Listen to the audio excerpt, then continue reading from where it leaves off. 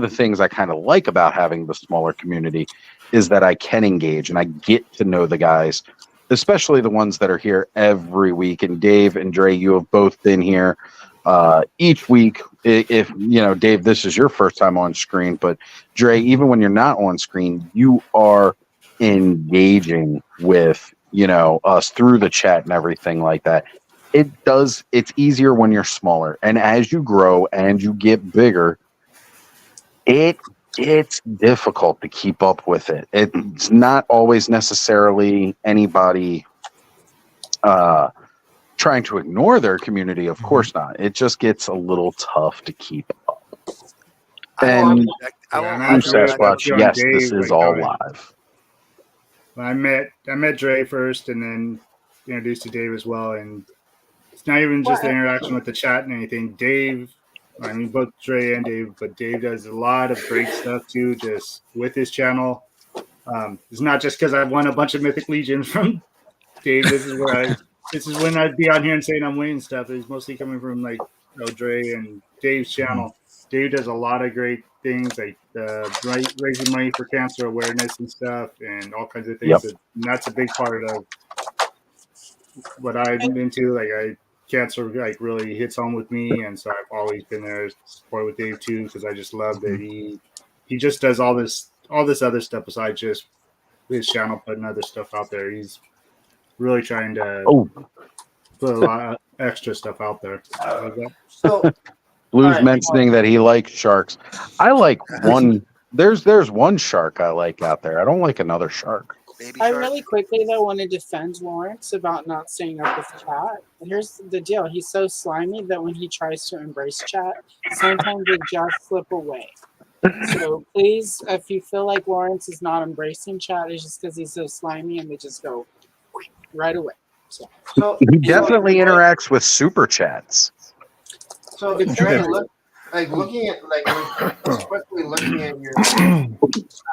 looking at your YouTube, you haven't put out a video in 5 months. Yeah, because I was doing lives because work got in the way.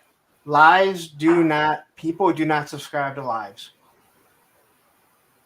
And I can't figure out why. There are a few channels that they do, but for the most part, lives do not grow the channel. And I think a lot of it has to do with when you see someone did a live and they go back, like most people won't rewatch a live. Mm-hmm. I didn't do this on purpose when I started, but as I did it more and more on my lives, I made mine so people can watch it on the replay, and they really, I mean, even though I'm showing off figures, for some odd reason, people want to hear me, whether it's me make fun of myself, read the chat, calling me out, or me going off on. But a lot of people they won't rewatch the lives. Also, for some odd reason, when people are watching lives, if they're not subscribed, they normally won't. So pre-recorded content is going to increase people subscribing. And it's difficult, especially when you have a family, and you have more important things in YouTube because it's not what your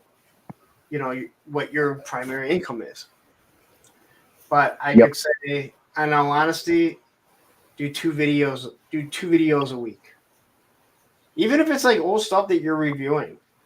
Once people start to like you, they will tune in even if something's older.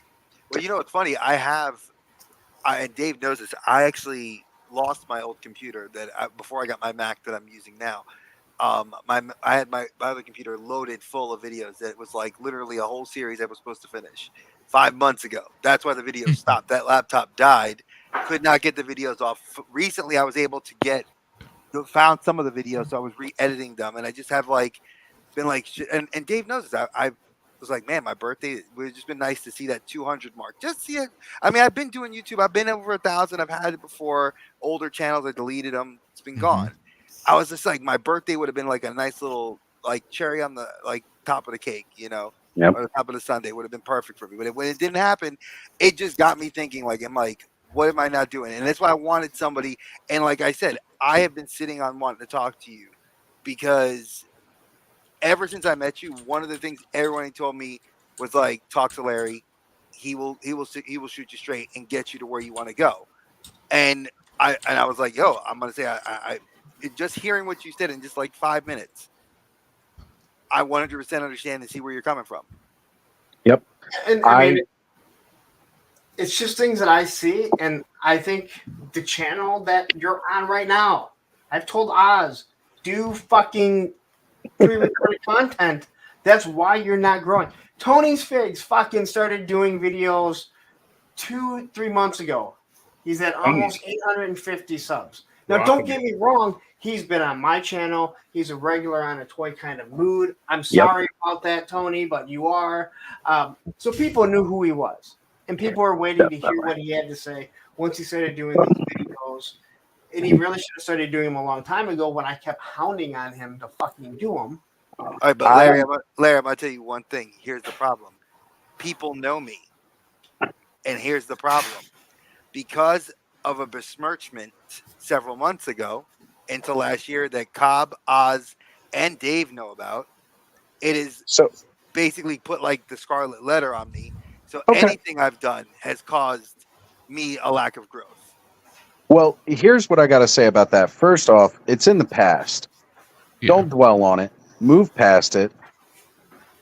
You know, fuck that off. Like, you can't dwell on shit that happened, right? True. You've got to focus on what you want to do with your future. And I will 100% agree with Larry, and I will agree with Ken. Live, and they have both of them, Allison, Radnom, have all hounded me to do pre-recorded content. It is strictly my own damn fault that I don't do pre-recorded content, that this channel has not grown past where it is. Once I eventually start getting pre-recorded content, I have no doubts that my channel will definitely shoot up. Like Cobb, where did you get your start? Where did you first start doing YouTube? Cobb is a prime example. Cobb, where did you start? Just coming on YouTube. My first time coming live was on here. Yep. And then first one-on-one was with this guy right here. Brick. That helped me jump in some subs. Just going live with this guy over here. Brick something. He was another one. Got his start doing a live stream here. He actually, when I talk about people who built Clubhouse, I did an episode when Brick was about to get monetized called Brick by Brick, because Brick literally helped build the foundation that started Clubhouse. So did Bud, right? Both of these guys did our first kind of group live stream. And then I started having people like Aaron Payne's toy samples on kind of regularly. And then Allison and Lawrence start coming on regularly. Cobb was on regularly. And like that built the foundation for what Clubhouse is. And with these people, it has helped my live stream grow. But 100% live streams, they will build a core community because people will know where to see, especially if you do them regularly on the same day. And you will see those same people in your chats. But if you want your channel to really grow, really get subs, right? Cobb, where did most of your subs come from? Well, majority would be my just regular videos, but like I said earlier, shorts, I did pick up a lot from shorts. I'm surprised. Like some of my shorts, I think my most was like 15 subs from one short. It was just a combination of everything over that first 7 months to hit that 1,000. I just couldn't believe it. And then we have my bigger videos were just like my tour collections too, like just going through and showing. Oh, dude, people love tour collections. Yeah, that was what jumped. Those are my biggest videos, and I did those real early on, and that got me a bunch of subs like right at the beginning. Yeah. So, like I said, so pre-recorded videos, like all my reviews, shit like that, that is what grows the subscriber count. live streams are what grow your community. Those 100 people that are showing up every fucking Monday for some god awful reason, I don't know why, like hearing what I have to say by myself. Like, I don't know why, and it still shocks me because, now you talked about having issues with fucking people. Let me tell you, the fucking artist Shark has had Ray Paz and Hal Jordan and these other people going around saying unsubscribe to me, Bobby B, Baldy, a toy kind of mood. And I'm just like, I don't give a fuck. Like, I don't care who you like. If I don't like you, it doesn't mean that someone that I'm friends with or whatever, like, I'm not going to have a problem with them if they still enjoy your stuff. I don't like the 3POA shit, right? I'm not a fan of theirs. But I don't give a fuck. My moderator fucking constantly sends me shit about fucking 3POA. He enjoys watching it. Good for him. I mean, so you're going to find there's a huge community, even if there's some people that have an issue with something that you did or whatever, other ones aren't going to care. Mm-hmm. But, you can't concern yourself with what other people think. I mean, Agreed. I've lived my life like that. I mean, it sounds funny. I live my life like that too. Like, I don't give a shit what anybody thinks about what I do. I'm a good father. I'm a good husband. I'm a good brother. A good friend. That to me means I do everything the right way. But for whatever reason, that shit was like always sitting in the back of my mind. And maybe you're right. I'm not going to deny that. But you and Oz, I like Oz. I love how bluntly you put it. I respect you for that, brother. I think it was sitting on me, like weighing on me, and just hearing you guys, just you two, like kind of go in and say that, it actually helps in a very good way. Like, I won't lie to you, like after you guys, like Larry, what you just said in Oz, like that shit just feels like a weight lifted off my chest. So Yeah, dude. You just can't worry about that shit. And you have to think of it like this. YouTube is big enough for all of us. Right? I don't like Viper Island. I don't like the artist Shark. Like I said, I can't say the 3POA kind of gets lumped in together. I have no issues, with like Laser Pants. He's actually his fucking thing, right? So, but I don't care for a lot of those people that are associated with them. But it doesn't mean that I have an issue with them being on this fucking platform. I mean, it's big enough for all of us. So again, if people want to watch their stuff, it doesn't change what I'm doing. My job, right? Your job, Dave's job. It is not our job when we create content is not to create content to make people dislike other people. Our job is to create content that makes you want to come back to watch us. Like perfectly said. Yojo Jerk and Toy Games, Legend Series, they're on Monday night. They are crossing over into when I go live, right? They're doing better than I am. My job is not to make people dislike them. My job is to give people a reason at 9 o'clock to either tune out to come over to watch me because they like me, or say, hey, you know what? I enjoy these guys, but I like watching Punk, and I will watch it on the replay. That is my sole job. So remember, when you're creating content, it's not to try and go, what can I do to get those people not to watch that person and come over and watch me? It's what can I do to make someone tune in to me? And if you're live at the same time, what can I make someone do to make sure that on the replay, they still want to hear what I have to say? Tuesday nights, both my fucking moderators cross over with each other on 2 different shows. That's a lot of fucking fun. Thanks a lot, guys. All right. Like you're just saying, honestly, that's why a lot of times when I do because I started a couple, like, Dre, what would you say, about 2 months ago I started the Tuesdays? Yeah, that was exactly 2 months ago.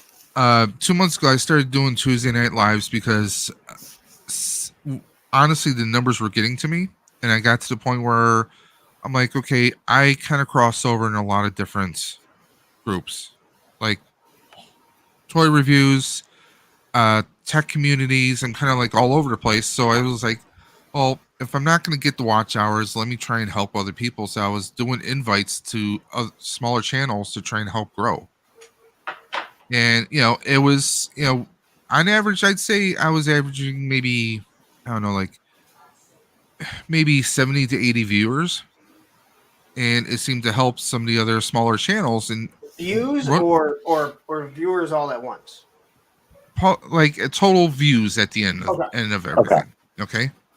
And I chose Tuesday nights because in like the community that me and Dre are locally, I say locally even though we're states away. Like our circles, a lot of people are on Mondays, Wednesdays, Thursdays, and Fridays. So Tuesday was an empty day. I hate going against anyone I know. To me, it feels like I'm potentially taking away from my friends, but also I also get the flip side of that. It's gonna happen no matter what. Okay. Two things to think about. Yes. I've already said YouTube is big enough for all of us. Yes. I understand not wanting to go against people that are your friends, but here's what you have to remember. What works for you? If Monday at 9 o'clock works for you and that's when I'm live, that's what works for you. And it's your job, once again, to do your best to have people want to either come in and watch your show. Not to take away that, like, I'm never going to try and take away what Legend Series and Toy Games and Yojo Jerk are doing. I'm not trying to take away from them. But my job is to make people want to watch me at 9 o'clock. And if not, tune in as soon as they're done and say, hey, I'm going to watch the replay. But that's the day that when I decided works best for me. I decided Thursday works best for me for doing my second show. And there's a lot of people on Thursday. Right. Tuesday and I will all of a sudden speak. became a clusterfuck. I will speak to this, Larry. Sorry to interrupt, but I did want to speak to this. So, our show, which used to be Toy Frenzy, now The Frenzy, that I do on Skelevator's channel. We used to go right now, the time slot that we're in for Saturdays. This is when we used to go live. This wasn't working anymore for us. We switched to Thursdays. Larry used to tune in on Thursdays and watch us. That's where I first started seeing a Punk with Toys show up, was in the Toy Frenzy chat. And at that time, I didn't even know he had a channel. I didn't realize he had a channel until he joined live on the open mic night. And then I started watching his content on Mondays, because Mondays was a night that I used to go live because it did work for me. But then I moved to Saturdays when Toy Frenzy moved to Thursdays. And I started watching Larry's. Larry's is now my Monday night stream that when I'm finishing up my night doing my dishes, I pop it on, I hop in the chat, say a few things, and then listen in for the rest of the show. And I enjoy the crap out of it. But he is 100% correct. You have to go live when it works best for your schedule. And like you said, as much as you don't want to try to take away, he goes live Thursday nights, same time we go live for the Frenzy. I don't view Larry as necessarily competition. They're going to want to watch what they're going to watch. Like this past week, we had a decent show. We only go once a month now. And you know what? Larry had Michael from Toy Habits on for this past week. Honestly, I was really, really impressed with the amount of people who showed up for us doing the show once a month this Thursday, because I really thought a lot of people were going to be viewing Michael with, Lawrence's stream. I had to go back and watch the replay, but I mean, Some that's of what it us is. have more than one browser, so we watched both. Yeah, I was on both. But it is one of those things. You've got to do what works best for you. Now, please, Larry, continue. I have a question for Larry before we start. Your son's account, or your son's channel, how many subscribers does he have at this point? Since Monday? Well, they went up to 29, and then a bunch of you fuckers went and left. No. He has like 22. But that was just no, he like that's just his school stuff. He talked about maybe doing another channel after we get everything going and putting not shorts on, but short little clips of stuff that he's doing. So I'm not sure if he's going to keep it on that channel. But yeah, I went to like 29 and then it was still up here. I refreshed. He actually brought it up to me. He's like, all those people left. Oh, that's good. I'm still there. I've You tried to fake us subscribed. out by putting the punks on film. The What? link when you were putting the links up, you put the punks on film. Oh yeah. And I was like, because I clicked on right away seeing punk because punk's on.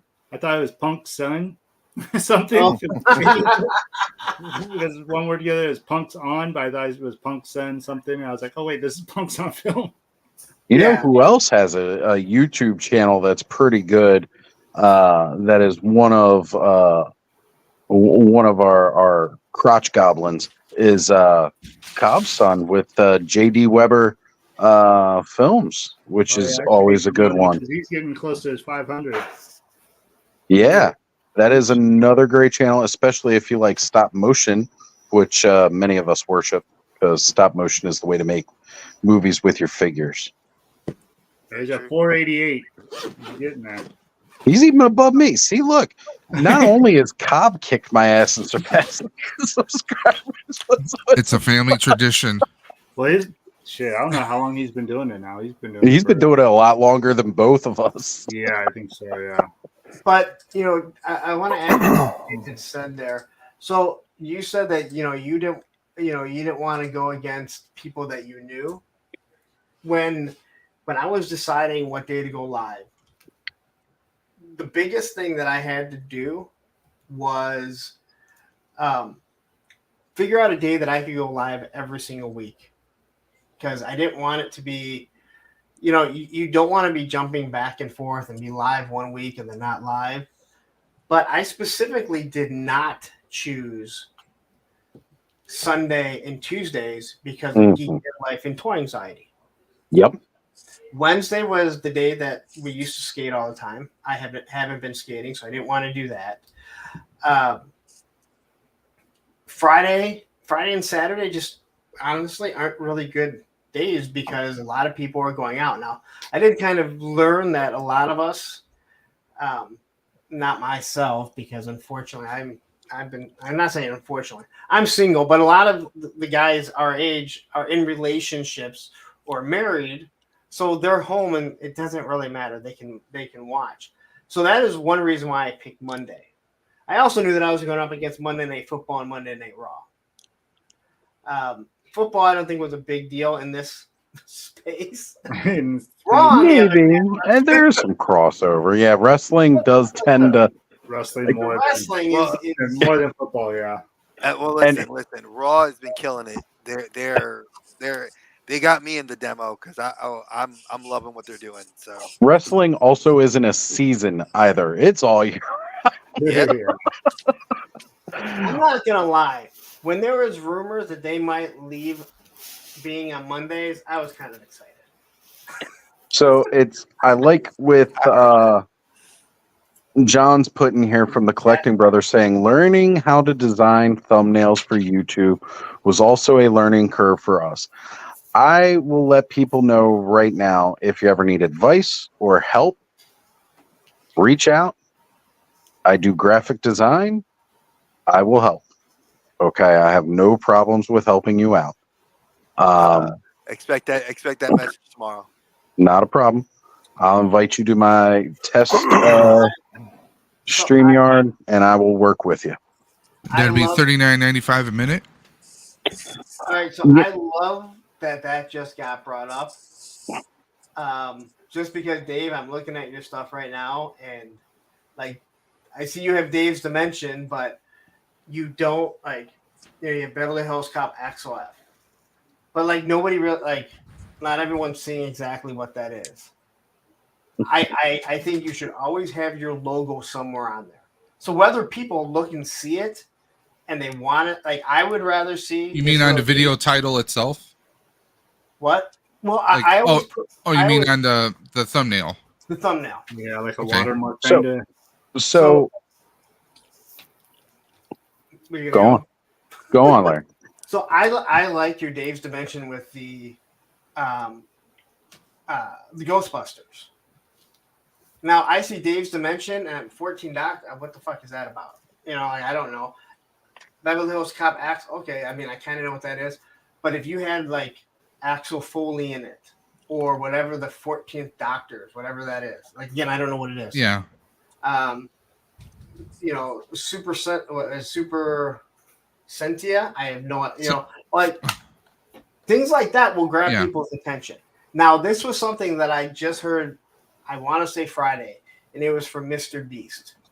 And you're gonna see me like the beginning of my videos. There's a 10-second clip of a logo. It's actually a skateboard logo with a bunch of stuff. Then my thumbnail that you would see part of the video, and then a second picture. I'm changing it to put what my thumbnail is, which was the description, because Mr. Beast was talking about it, and he said this autoplay when you highlight something, that's 5 seconds. That if people aren't seeing what it is, they're not seeing the thumbnail because they've highlighted it. So so just this last video, I changed it. So I put Doc right up, and I'm going to see how that does. So if someone highlights it, the autoplay, they don't see my logo. You know, I mean, they'll see it in the corner, but they'll see exactly what I'm going to talk about. But thumbnails are huge because that's the biggest thing that people see, you know, when they're pulling stuff up. Yep. And that's what grabs their attention. Agreed. And also, I will say 100% about thumbnails. Make them clean. Don't get them too busy. You will notice my thumbnails look very uniform, but they will catch your attention. And even some people might think they're boring. Well, first off, because of the way I do my thumbnails, I can throw together, like tonight's thumbnail took me 5 seconds. I've already got the thumbnail set up for next week because I was able to just, I reuse basically the same background, same layout, change the title, and then I throw a couple of images up based off of what I'm probably unboxing that night as a, you know, starting conversation topic. But then it often goes well away from that. But if anybody ever wants any help with their thumbnails, I will gladly sit down and help out. I know I've definitely helped out. If you go back to the very first 2 episodes of Toy Frenzy and you look at those thumbnails,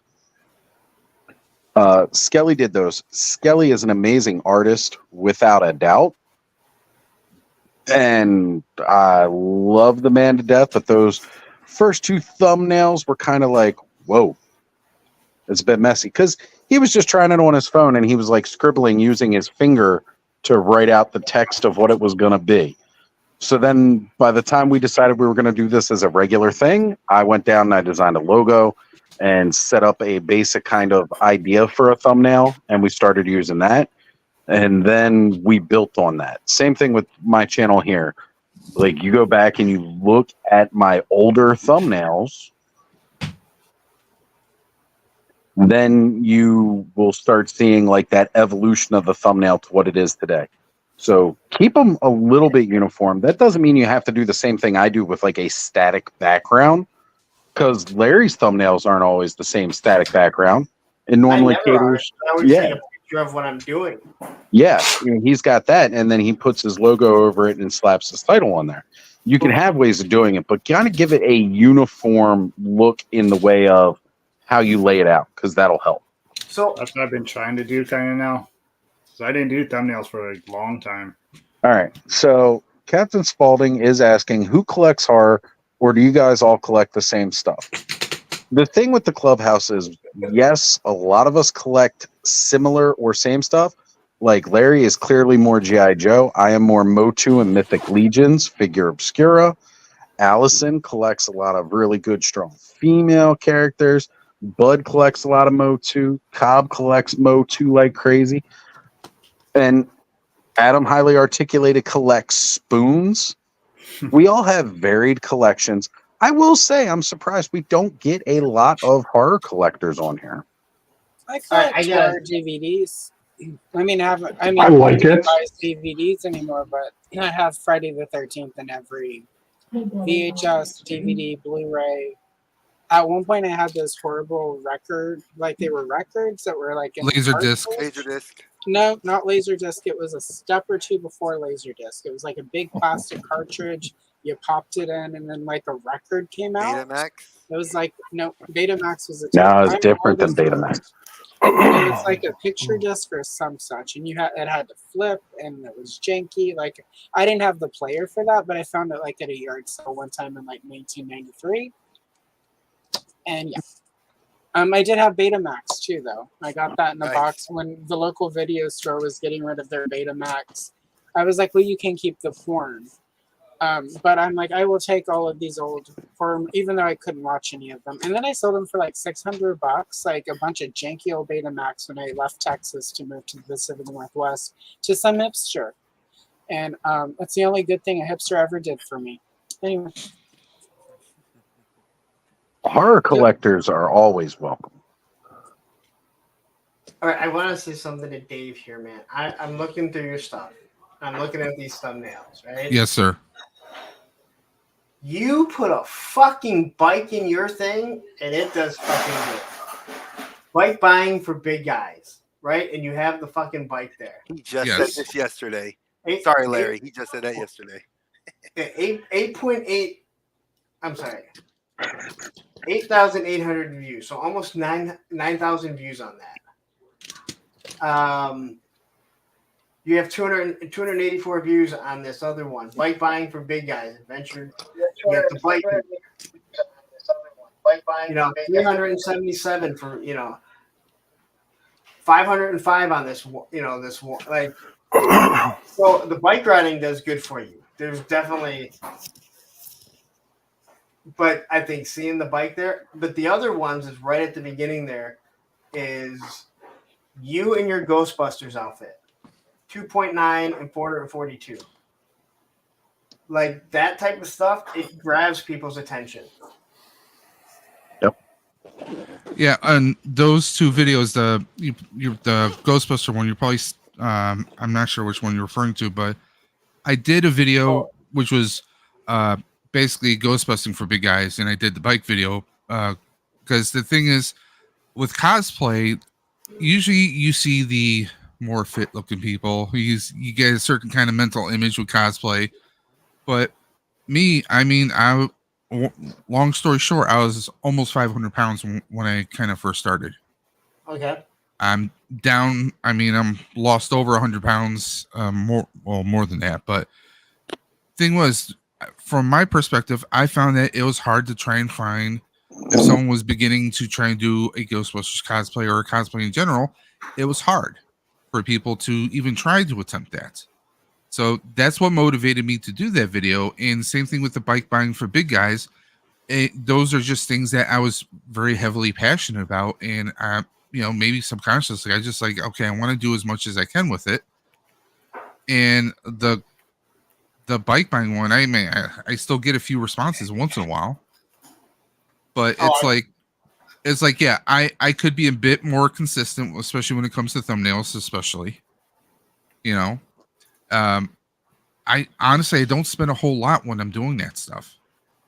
Like I'm like, okay, let me, use a website to remove the background and let me just try and throw something together real quick that maybe in the back of my head I think looks cool. But like you said, try not to make it look too busy. I know some of my thumbnails can look a bit busy at times, or it's just a screen capture from the video itself. But also remember the way I heard some good numbers there, though. Yeah. You hear from another room. But those are not consistent. Sadly. No, mine aren't at all either. But just looking at these last 8 videos that you did, all right, I'd go redo the thumbnails and just see what happens. Okay. See if something else kicks in. So obviously, like this, the one from 2 weeks ago is Doctor Who. So do Yes. something with what is it, TARDIS? Is that what it's called? Yes. Now, I would personally I would use this logo that you have, because it doesn't matter if people see that it's Ghostbusters and they like Ghostbusters, they're gonna tune in. Yes. But once you start streamlining what your logo is, like this idiot right here, Tony Figs, all right? Oh, Tony's here. Yeah, Tony, One can you guys second. hear me? When people see that, they know this is a wannabe Travis. What a dick. So they tune in. You're the one buying subs, dude. You're absolutely correct. You even showed us be how in a allowed. damn video. Yeah, how-to video. But yeah, Yeah. so you have this Beverly Hills Cop. Put Axel Foley in it somewhere. And I would just redo these 8 videos because they're within the last month. So, all right. I was just saying to Dre, because he was saying about hit me up tomorrow. Dave, if you got some free time tomorrow, both of you guys, we'll jump in my test StreamYard. Send me a time that's going to work for you guys. We'll go over some thumbnail creations. I'll show you the software I use, which is Canva. It's not too hard. I'm familiar with Canva. Okay, and I'll walk you through some steps on how to make a clean, engaging thumbnail with exactly the stuff like what Larry's talking about right now. And it, like, again, it takes me like to put together what I did tonight. It took me all of 5 minutes. It doesn't take me that long to throw together these thumbnails because I have a basic layout that I like that works, and it definitely catches attention. And I mean, and Larry knows how long it can take me to create kind of a image from scratch because and we're gonna kind of have to redo that now too, by the way, because I did change my background logo since then. You've got the old Ostradamus Toys logo. We'll have to update that with the takeover, where I managed to get Larry popping through the screen there for his takeover streams of my channel, which is one of the best and funniest thumbnails I have done to date. Oh God, certainly the ugliest. And I did it while working Yeah, that's too. because he didn't put you on it, or yours would have been the ugliest. Thumbnails Hey, now hey, are I got easy Todd. too. You just click on like the main picture and press replace, and then everything else I can pretty much leave there. If it's Masters of the Universe, then my logo down here, and then like Toy Network over here, it all stays there. Just replace the photo, and Yep. and I could take out, because I have a whole folder that I've saved all my YouTube stuff where I've like Yep. remove background for like Mythic Legion stickers and whatever it is. Yeah, I'm not that organized. Just remove this and put that one there. I noticed you finally figured out how to do the transparent background on the Toy Network Cop. Finally. Well, I did for that one live because that live thumbnail I was doing, it just looked like too much everywhere. But all I did was do the remove background and made the transparent Toy Network, and it just looked like it took a lot away from it. I could have sworn I had sent the transparent background one from you. You did, but for some reason when I click on it, it wouldn't let me use it straight like that. But yeah, I could go move it up and down now, make it as transparent as I want, remove the background, all that stuff. Because I use two different ones. I use because I'm cheap. I use like Bazaar and Canva because one has features that the other one doesn't have without going pro. So you just take it from here and then use it over here, and then I'm not paying for nothing.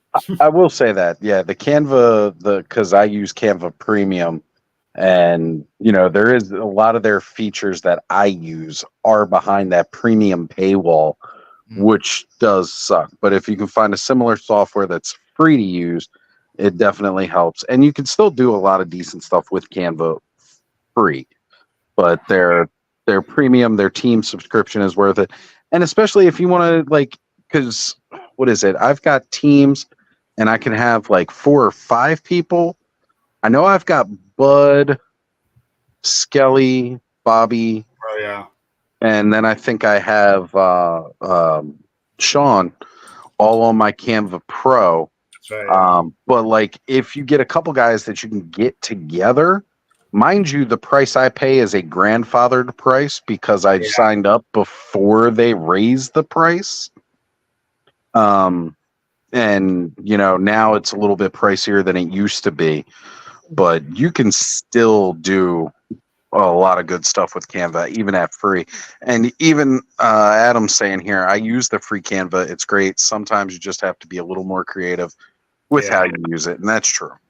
I figure if I get a few more members here in the future, a little something to help pay for it, I might do it. So I mean, like me, I've used Canva in the past, and once in a while I will sign up for their trial membership and try to get as much much graphics and as much what's the word I'm looking for, assets through it.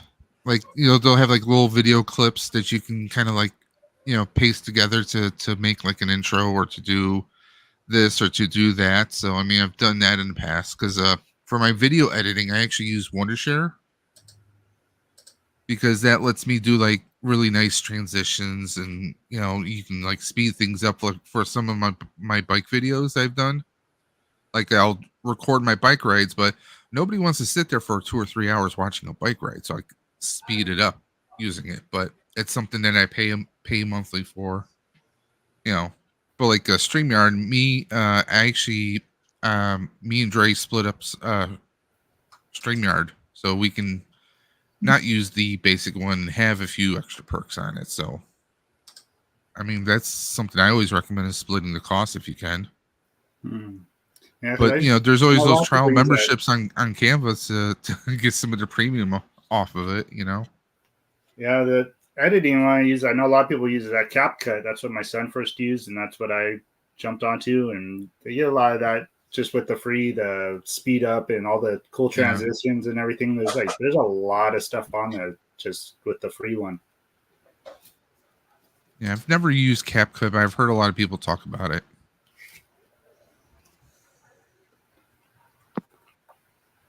Yeah, there's a lot you can do with it just with the free stuff. There's still stuff I'm learning every day when I mess with it. Just find something new all the time.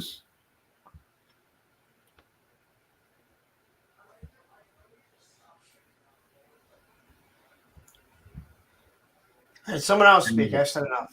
Yeah, in the point. Come on, I made a cake. Man. At my bar so that it's like efficient. Come on, Tony. What? Doing this on a cell phone sucks. No. I can't see that. Yeah. I can't see the chat, so I got my TV in the station. I'm watching if somebody watching the comments and shit. I mean, either I gotta get my my tablet up or bring my laptop to work on these days. But yeah, so it's just this fucking I'm like this teeny tiny shit on this phone. Tony, somebody in chat wants to know why you hate diversity. Stop! It's you. You always say that all the time. Oh, you're right. It is me in the chat asking why you hate diversity. Okay, Right. sorry, never mind. I can't say nothing to you because you're cleaning up that super friends thing for me. That the hero. I'm like, even though you've been doing it for a year. It's not been quite that long. I tried to clean it up, and I've had to print it out, and I'm going to do graphite and whatever. Nice. You're awesome. Yeah. I mean, Yeah. I just found that picture and I said, this would be cool to color. But there is something you could say. You could explain why you hate diversity. So it's a joke to me. It's a joke. Everyone knows it's a joke. I know you're just being I'm making fun of you because of that the incident. What was it? Oh, that's right. Like the thing, and then I was like, and somebody was like, well, why would Tony even do that? And I was just like, because he hates diversity. And that shit was so funny. Because it was just ridiculous. It was a ridiculous situation. And then Allison, you just run with it. It's my thing now. It's like I get shit. It's like how I used to always like, hello chat, Lawrence. But I didn't do that anymore. Yeah. Hello chat and Lawrence. Lawrence. Which is all Lawrence. Thank you, Lawrence. Oh, yeah. I was there, Allison. He bought that. I was going to take it. It's already open. Well, I had that live stream I did today on my channel to celebrate 1 year. So I awesome. slept till like almost 1 o'clock, and it was at 4 p.m. my time. So I push it back to 4:30. So instead of opening it, filming a little video to tag you in and say thanks, I'm like, let me just get this up today on Instagram as a picture, and then some point tomorrow or Monday, I'll film. I mean, it's open, but you know what I mean. I'll film a little I video. love I'll do I it love as a that cool. short. I love that cool little mask, that little mask video you did. Thank you. I've got booklet too I had right that. here. So Yes, I had that poster. Damn it. So I'm turning this one. I mean, I wish somebody would bring that back. I really do. Me too, so bad. When As she a did kid, that I had video, the lunchbox. I had the mask lunchbox as a kid. So yeah, Ramen Toys got Machina. I'm just yeah, saying. they're doing some stuff. Yeah, Ace is doing some stuff with it. Not to promote myself too much, but I am the official researcher for Jay at Geek Dad Life's Toy Geeks podcast. Nice. And they're doing Mask in the coming week. So I've been researching Mask. And I am wondering, in the research I've been doing that digs down into how the Mask toy line was created, I am wondering if we haven't gotten a modern day Mask because of perhaps how the rights are parsed out. Because while Kenner did in fact create the Mask toy line, Kenner, yep. They were very quickly sold to Tonka afterwards. And a portion of the storyline that we think of as Mask was created by Dick, D-I-C, Deek, the cartoon studio when they adapted it. So, Every time that came on as a child, I would always say, Dick. Is perhaps the reason we haven't gotten Mask is similar to the Filmation Princess of Power, She-Ra, He-Man, like where there are weird royalty things that because Mask is finger quote owned by Hasbro. Yes, there you go, Maston. We're gonna say finger quote because Kenner was purchased by Tonka, which then took over all of Kenner's assets, and then Hasbro bought Tonka. So it's possible because if you remember when IDW did the comic for Mask, they changed a lot of things about the basic story, and people did not like that.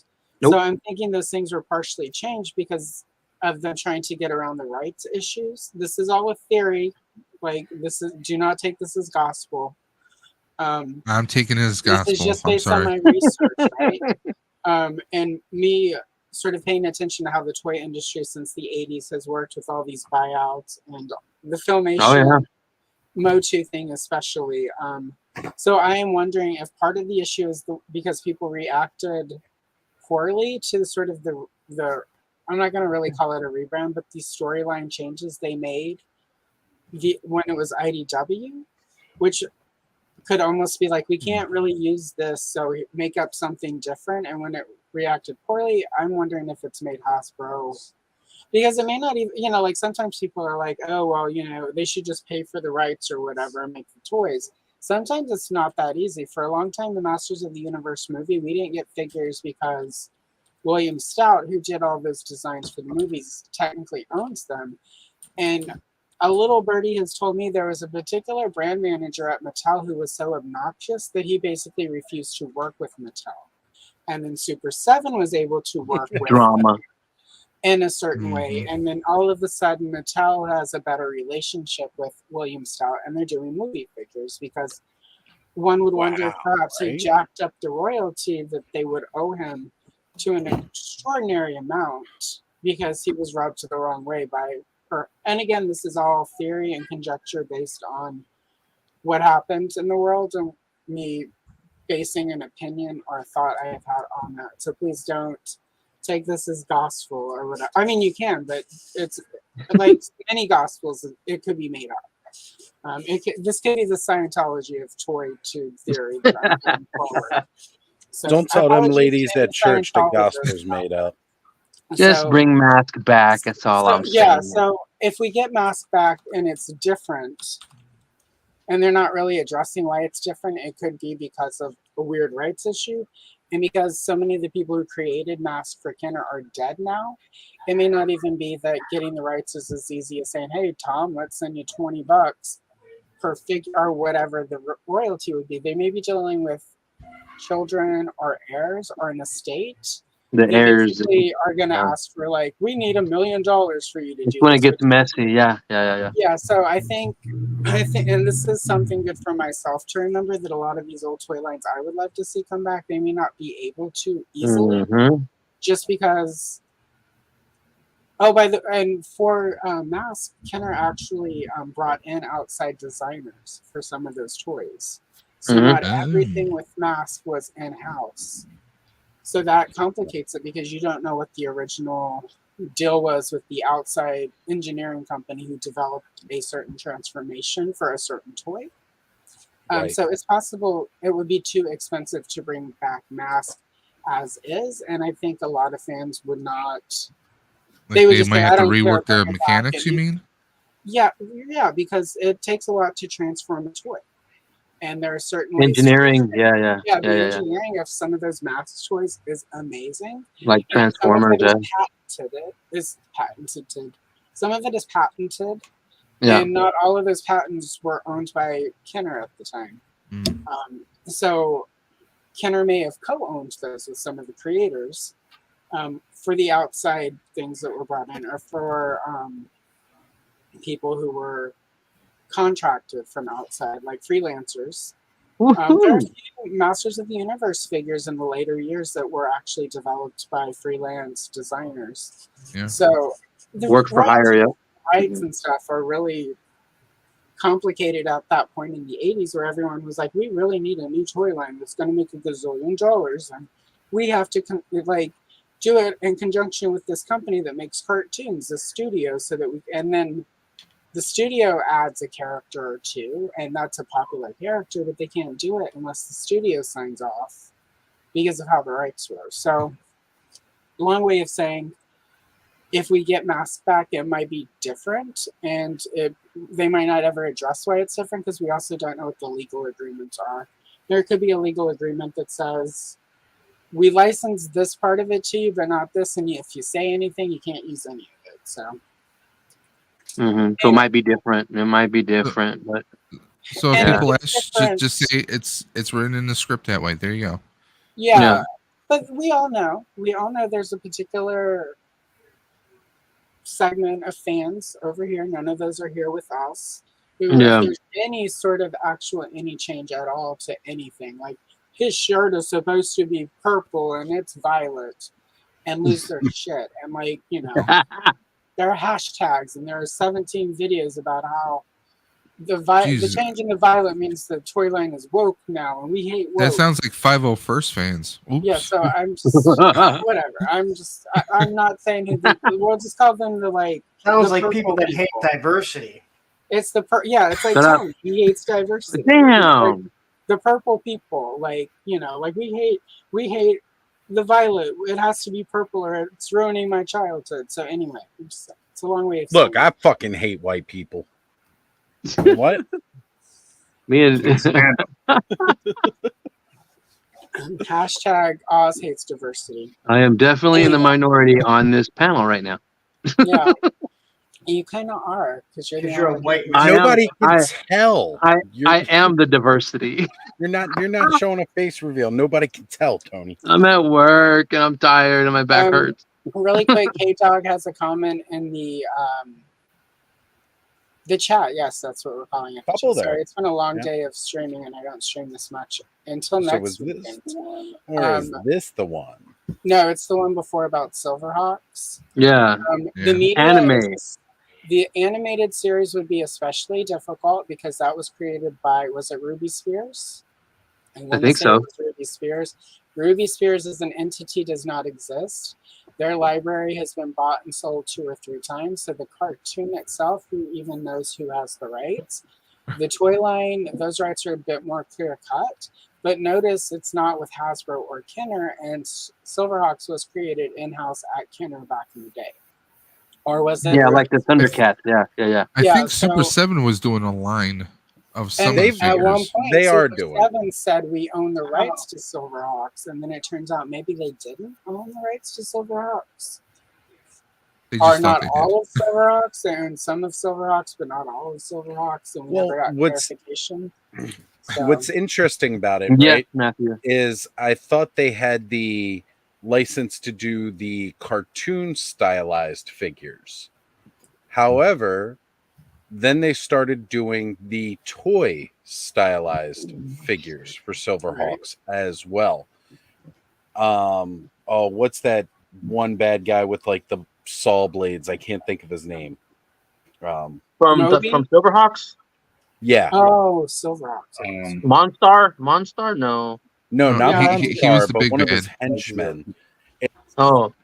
Well, like the cartoon. Literally, Let's just like, call him I don't Saw know. Guy. I don't know. I'm Solid an old yellow. man. I can't remember shit. Just ask Larry.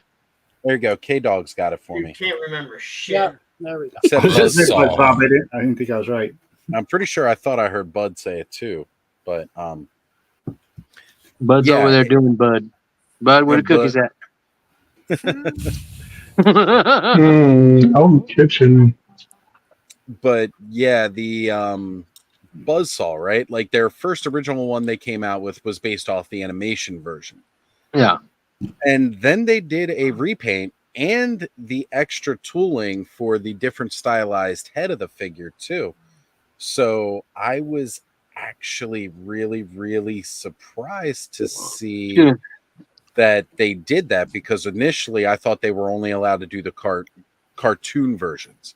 And sometimes the rights to those styles can be completely separate entities as far as ownership goes, which is, again, one of the big issues with Mattel and why they can't always do a cartoon stylized figure, which now it seems like they're getting that back since they got the cartoon line, thankfully. It's almost like instead of losing all the rights in 2023, as was predicted, they started getting all the rights back. It's almost like there was some sort of licensing or like a agreement with the film studio, renegotiation, or even a thing where it's like a certain company had the rights to certain characters to a certain point. And then once they didn't make a movie in that certain amount of time, those rights lapsed. And the rights went to Netflix. reverted back. I mean, it's, you know, and suddenly they don't necessarily own get a royalty on figures. The 4-hour mark, awesome. Yeah, well, you know how we go. We're normally at least 6 hours, so. Yeah. The fact that Larry has made it this long, considering that is Lawrence face palming because he's done. Yeah, where's Roman at? The fact that I'm still here. I will. Someone playing with Spookful? It's like 2 in the morning in Michigan. Right Oh, now. sorry, it's my dog. I thought somebody was wheezing at first laughing. I thought it was Lawrence. That I is thought there was Duchess. a Chupacabra. Oh, that is Duchess, not Duchess of Darkness, playing with her toy. Here, bud. Squeaky toys. Everything? Yeah.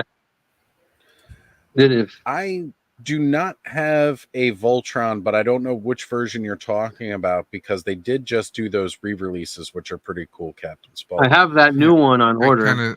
I kind of do want that. Wait, Voltron. Tony, which one? The new one coming out for the one from oh my god, who had it on their show recently? I think maybe Aaron the Toy Enhancer. Oh. I think Aaron the Toy Enhancer had it. That new one. I just saw the Black Lion at Target, but that's all they had. Yeah. So I saw all I think of them. BBTS coming out. Yeah, BBTS coming out with them. I think I ordered them from there. How much are those? I never had it as a kid, so I'm like, that's out now. Okay, I'm gonna freaking order it now and just have it. I'm not gonna. Yeah, I kind of want it myself. I only ever had the Black Lion as a kid. Really? Yes. See, I didn't. I had the blue. I watched the cartoon religiously. I always wanted the lion one. I never gave a crap about the vehicle one. I am the thinking Blue back. Lion, the Princess, and the Castle. So. Nice. I'm That'd be thinking badass. back on Allura. it now. Yep. I actually did have the blue, green, yellow, and the red. I never had the Black Lion, but it's funny because I had all 4 of them and I didn't realize what they were until a little bit later. So I guess maybe at like some kind of yard sale or something, I managed to pick up the 4, but I never had the Black Lion. I remember like a daycare or something that I was going to had the black lion, because I always thought it was weird that this black cat that looked kind of like the ones that I had a face inside of it. Yeah. Open the mouth and there's a face. Yeah. Yeah, there was a face there. I totally remember that. So Captain Spaulding put up this question earlier, and I kind of want to go once around here and just what is the one figure you guys and gals love in your collection? Larry, let's start with you. Yeah, wake up, bitch. One character? Just one figure that you absolutely love in your collection. And probably a gargoyle. Tony, is that it? No, that's the Netflix one. Yeah, no, that's a different one. That's the OG, the OG Lions. Dude, there's an OG release that's happening. Yeah. Oh yeah, 3-0. He's getting the 3-0 one then, because that's 3-0. Let me see. Yeah, that's it. I think so. Yeah. 3-0. It's $300. No, it's not that one. Yeah, it's not that one. No, it's definitely the re-release that's going on at like Target right now. It's like anniversary editions. Yeah, I haven't seen any of those hit my targets. This is the Blitzway one. My wife has said if I buy it, just all you have to say is Blitzway, and I already know the pricing. No, my wife is that bastard? 700. Right. Oh my god! Let's rein it back in here. Rein it back in. Fucking Dave. God. I love diversity. It might be the Headless Horseman. Oh yeah, you always talk about that one. Because he comes with a horse. He's obviously of course. One that isn't expensive. Might be Scareglow, just because he fucking glows so awesome. Very valid choices, Larry, and I fucking love your style. It's her. I mean, it's hard. It's hard. Cabbage Patch dog. Because so many of the Joes go together with another figure. So when you're asking just one, it makes it difficult. Now, if you want to talk about toy in general, it'd probably be the USS Flag with 8 shipwrecks. the entire command crew of one guy. I can't beat that. Hey, listen, in his leisure time, he likes to lay out on the flight deck in a bathing suit that has shipwreck all over it. You know what? You guys make a fucking joke, but half you fuckers would do that too if you had one. What? No, they couldn't because they're not short enough. Like, I was going to say, I would crush. It's 7.5 feet long. It's 7.5 feet, so I could definitely lay across it, but my weight would crush it, especially it would like a WWE table. Yeah, it would not stay together.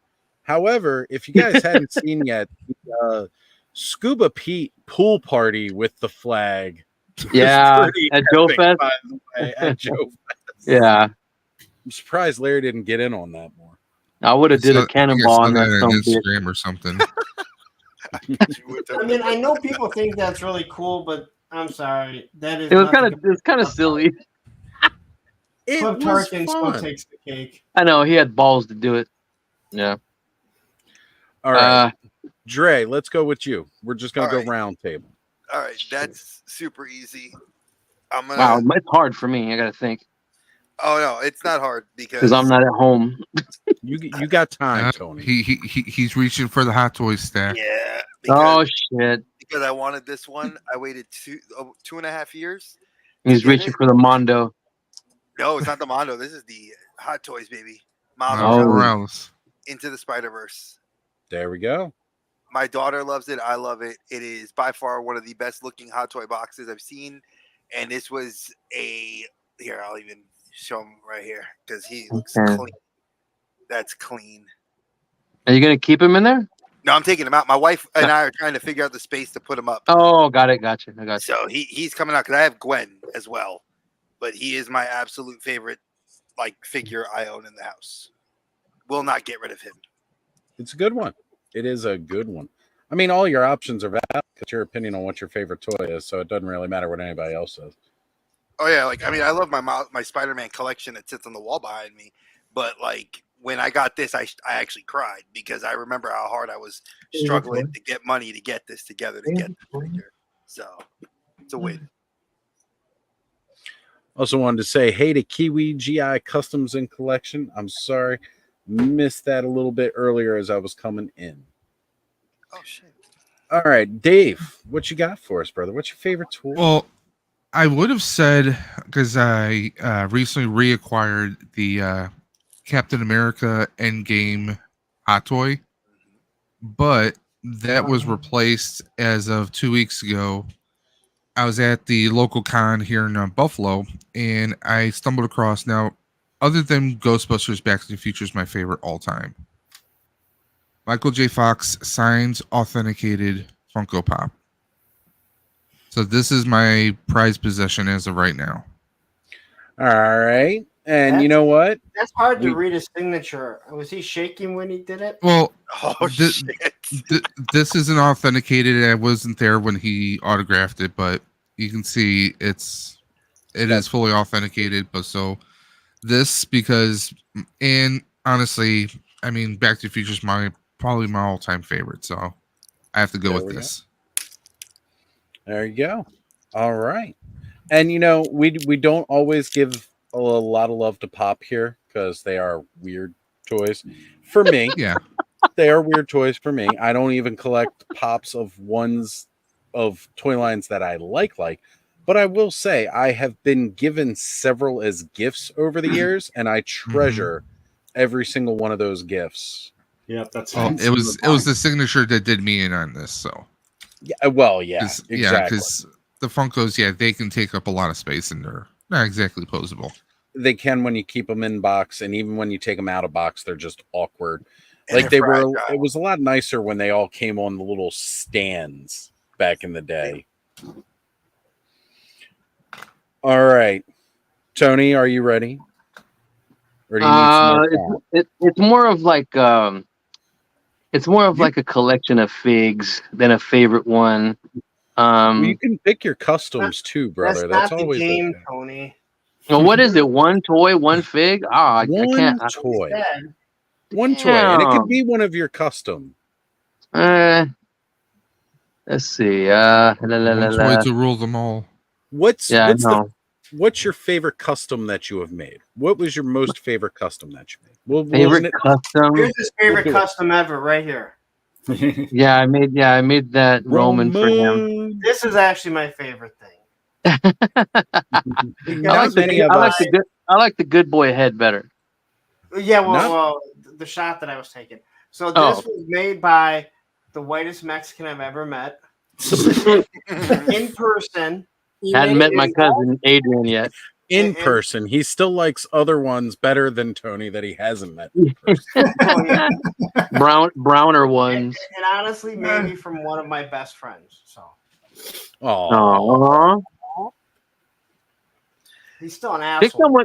Pick someone. That's Dave. I mean, see, look, Tony, look, I love Dave. Dave is my brother, but he and I are assholes to each other at times. But you know what? I know in a fight he got my back. That's right. Yeah, I'll be pointing. His back is right there. Exactly. Well, I get beat up. Friends don't. Wow, man, come back to me because I got to think. I'm not even at home looking at my collection yet. That's fine, brother. Bud, what is your absolute favorite? Bud. He's muted. Yeah. Oh, there you yes, go. I am. Yep. Honestly, looking around, Skeletor. That is dope. There you go. That's a good Skeletor is a good one. Dude, that's also custom. That is so sick. That is a good looking custom Skeletor too. Yeah, it is. I remember as K-Dog, I believe, was the one in the chat earlier that said Skeletor was his fave. And it's a good choice. It's really good. He's definitely high up on my list. All right, we're going to do this little spiral style here. We're going to circle into Allison. Probably my vintage large size Leia. The 12-inch doll. Or my vintage You She-Ra. size queen, you. That's true. Or my vintage strawberry shortcake. One of the three. Those are the ones that, like, if I had to get rid of everything, those are the 3 I would keep. All right. Cobb. I'm surprisingly going to go outside of Motu.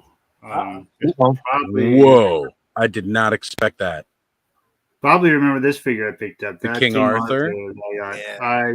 This was just something I came across that I wanted just by the look of it. And then after getting him, was just so impressed with like the soft goods underneath, the wired cape and everything. And that was one of the companies off of 5K, right? Yeah, that shield and sword they came with is just so freaking badass. Cobb, you know what you gotta look into? His face sculpt on here too, if I get it off without. Because he has a removable helmet. Yeah, and it is so tight fitting on there. I'm afraid I'm gonna pop the whole head off. Yep. Like a total. Might have to get back to this. I don't know if I get it out now. No, you got it out. That face sculpt on him was just so perfect. He got scars all on his face. I'm not gonna lie, it looks a lot like Charlie Hunnam. I was thinking the same thing. Yeah, it is just. I just love this figure. He's just Cobb. So damn cool. If you want to get something that's in that same kind of range, you need to get one of these. Oh, I've been looking at those.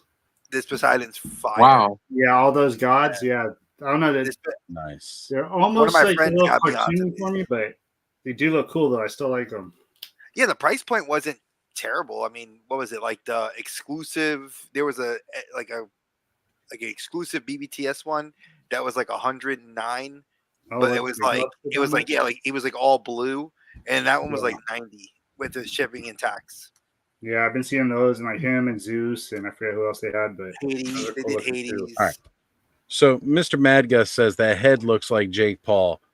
That head sculpt is way prettier than Jake Paul. All right, that's Charlie Hunnam. And look, he is about to get a lot uglier after Mike Tyson finally busts him in the lip. Mm-hmm. Mikey Tyson. Is that fight back on them? Whenever. It'll probably never actually happen. It's just hype to build it up, I guess. But honestly, I want to. I really want to tonight. It was it? Oh, like it was supposed to happen today. Night? The 20th. It was supposed to happen July 20th, and then it got Tyson. Something happened with Tyson that he got sick, and they had to pull him from the fight last month. Well, that happened before, right? Yeah. Yeah, it happened last month. He was like everything. Tyson was putting those videos, man, where he was showing how lean he is. I mean, he was hitting that bag hard. And then they had said all the rules that Jake Paul had stated that he didn't want to, Tyson. I mean, come on, let's be real. Everybody knows that motherfucker was all show, Tyson, till he hit that ring. And 30 seconds into that fight, you were knocked out. Tyson had an ulcer flare up. That's what it was. Yeah, he was, and then they said that he was like, oh, they delayed it to next year. That's what they said. Jeez, I know it was that far. Next July, you mean? Mm-mm. And then his ulcer's gonna kick up again. Because it's gonna keep happening. Either way, we'll never see it. But I'd love to watch Mike get in the ring and just tear him to shreds. I know. Oh, okay, who next? Who's next? You. I was gonna say it's you. I'm waiting to go last. My favorite custom recently is that Alpine I did. It came together really nice. Plus with a loadout that Great Iron did. He's just it was gonna be hard because he has that weird jacket that's like with different sleeves and stuff, and I just started brainstorming and it came together really nice, and I put them together with Hit and Run because they're both climbers. Did a good picture with it, but that's one of the best ones. But it's hard to pick because it's like I was thinking. I mean, I'm not at home, but to stare at them and then make a really good decision. But I don't know. At first I was like, I don't have a favorite, but one toy that I would say once I get that Voltron all put together, because I never did it as a kid, and now I'm 49 years old. I'll get that thing, and that'll probably be the thing I keep forever, just because it's the 4 lions, and you can always take them apart, make them into lions, form Voltron, and that was awesome. I'm with you on that. You know what's another good one, Tony? Definitely. If you ever get a Voltron, get the Solar Chokojin. If you're willing to spend a little bit of money, I mean, it's not as much as Blitzway, but it's still expensive. But the Solar Chocojins, they do all the giant robots. And I know Bud knows what I'm talking about when it's like they'll do like Great Mazinger, Mazin Kaiser. You know, they do a lot of great ones. Just check them out if you ever want to look at it. It's really cool. Dre, remind me, I got to send you it was either a reel or a TikTok I sent Bud earlier, and I meant to send it to you and I forgot it. I've got to send it to you because it had me dying earlier. Oh, please do. Oh man, it's a good one. I gotta send you the new Kamen Rider Gov one that just came out to you and Bud, because a friend of mine said that the episodes leaked 3 weeks earlier, and they showed like 2 episodes fully before they got pulled down. And it's a friend of mine who lives in Malaysia saw them already. He saw the first 3, and somebody was able to capture the transformation.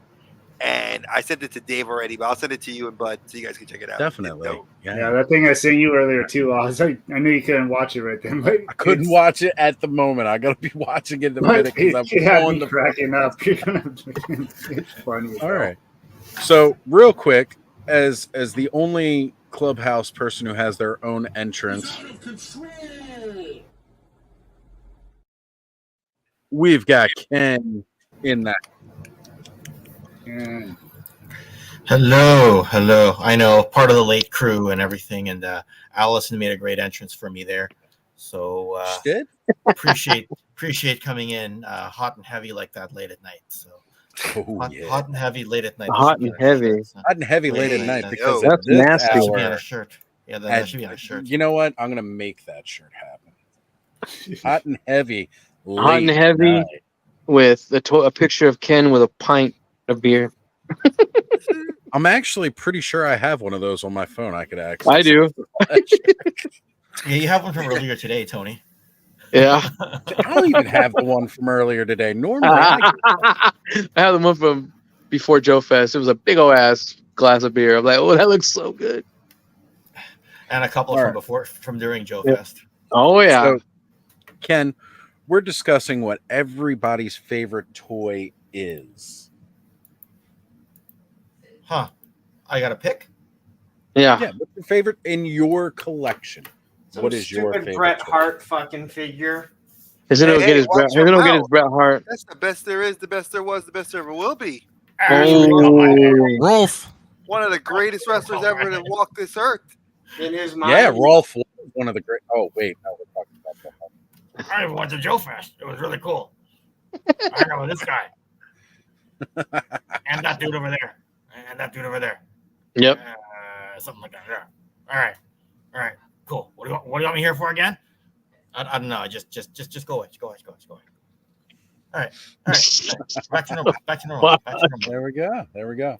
All right. So since we've dwindled it down to just me and talking about that favorite toy, Lawrence already said it, but I'm going to say it again.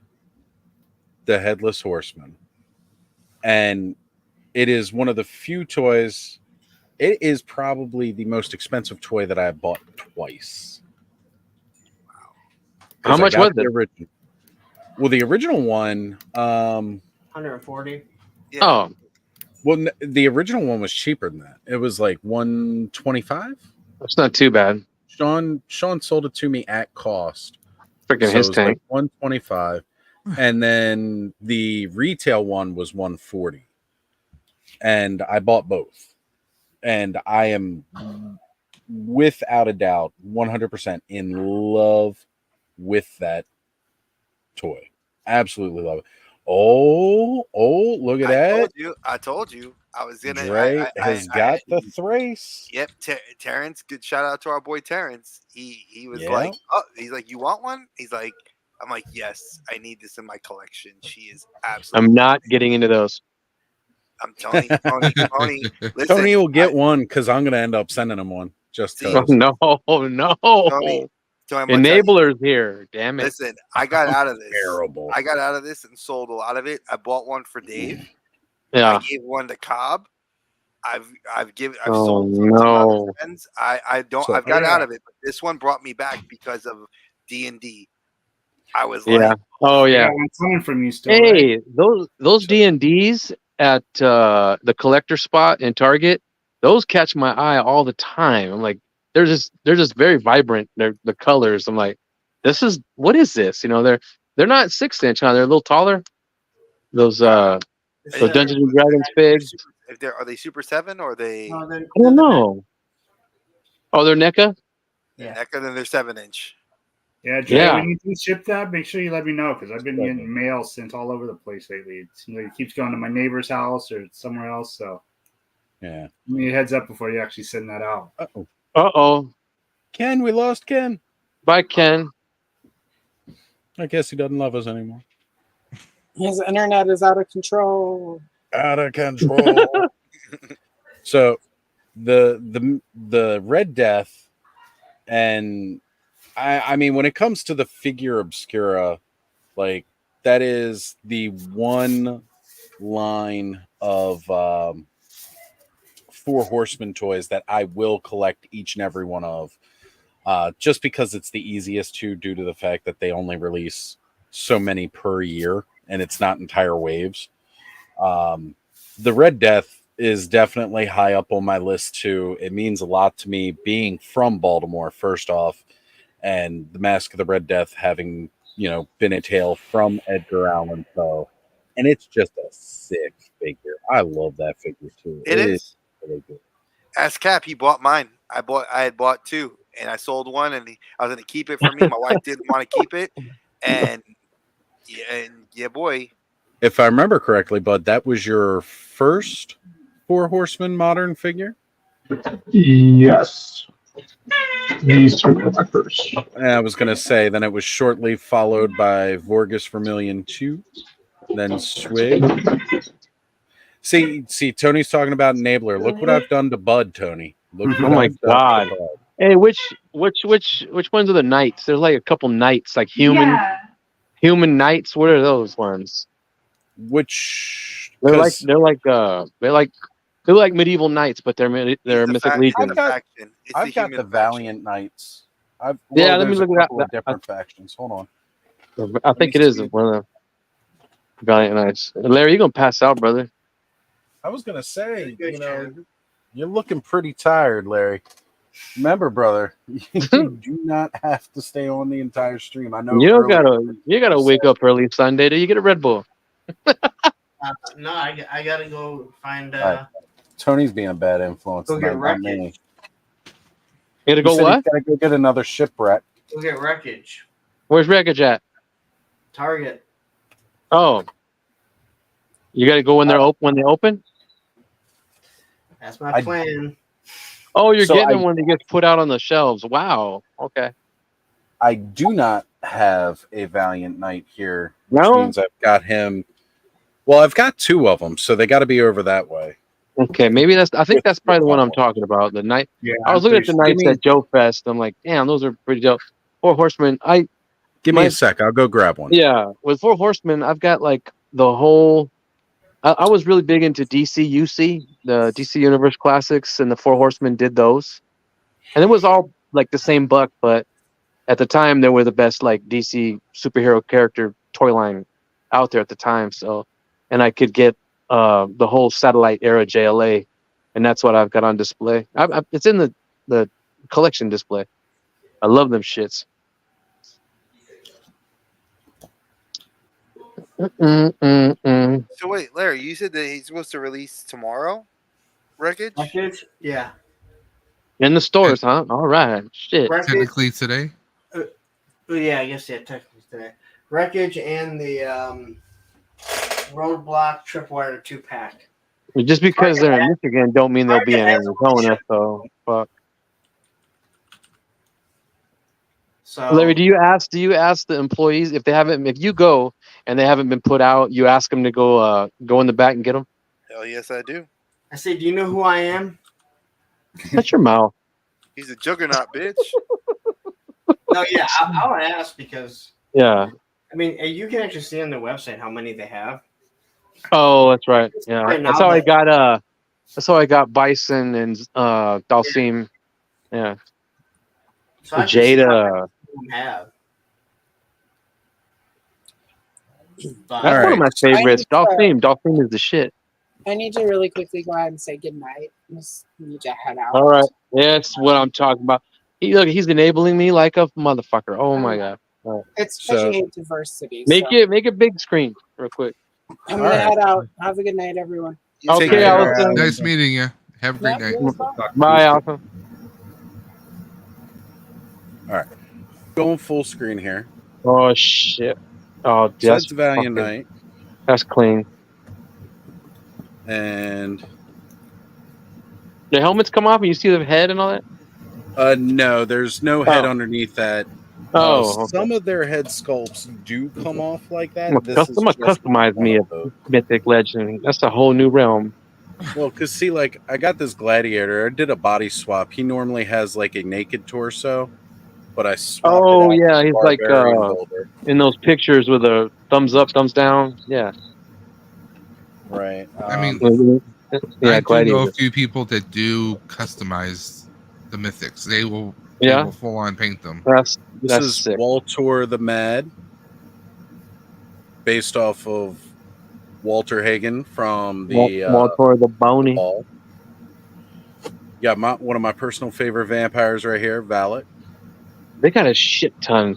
When me and Baldylocks went into that comic store over there in Georgia, they had all kinds of Mythic Legion, Cosmic Legion. Shit was crazy.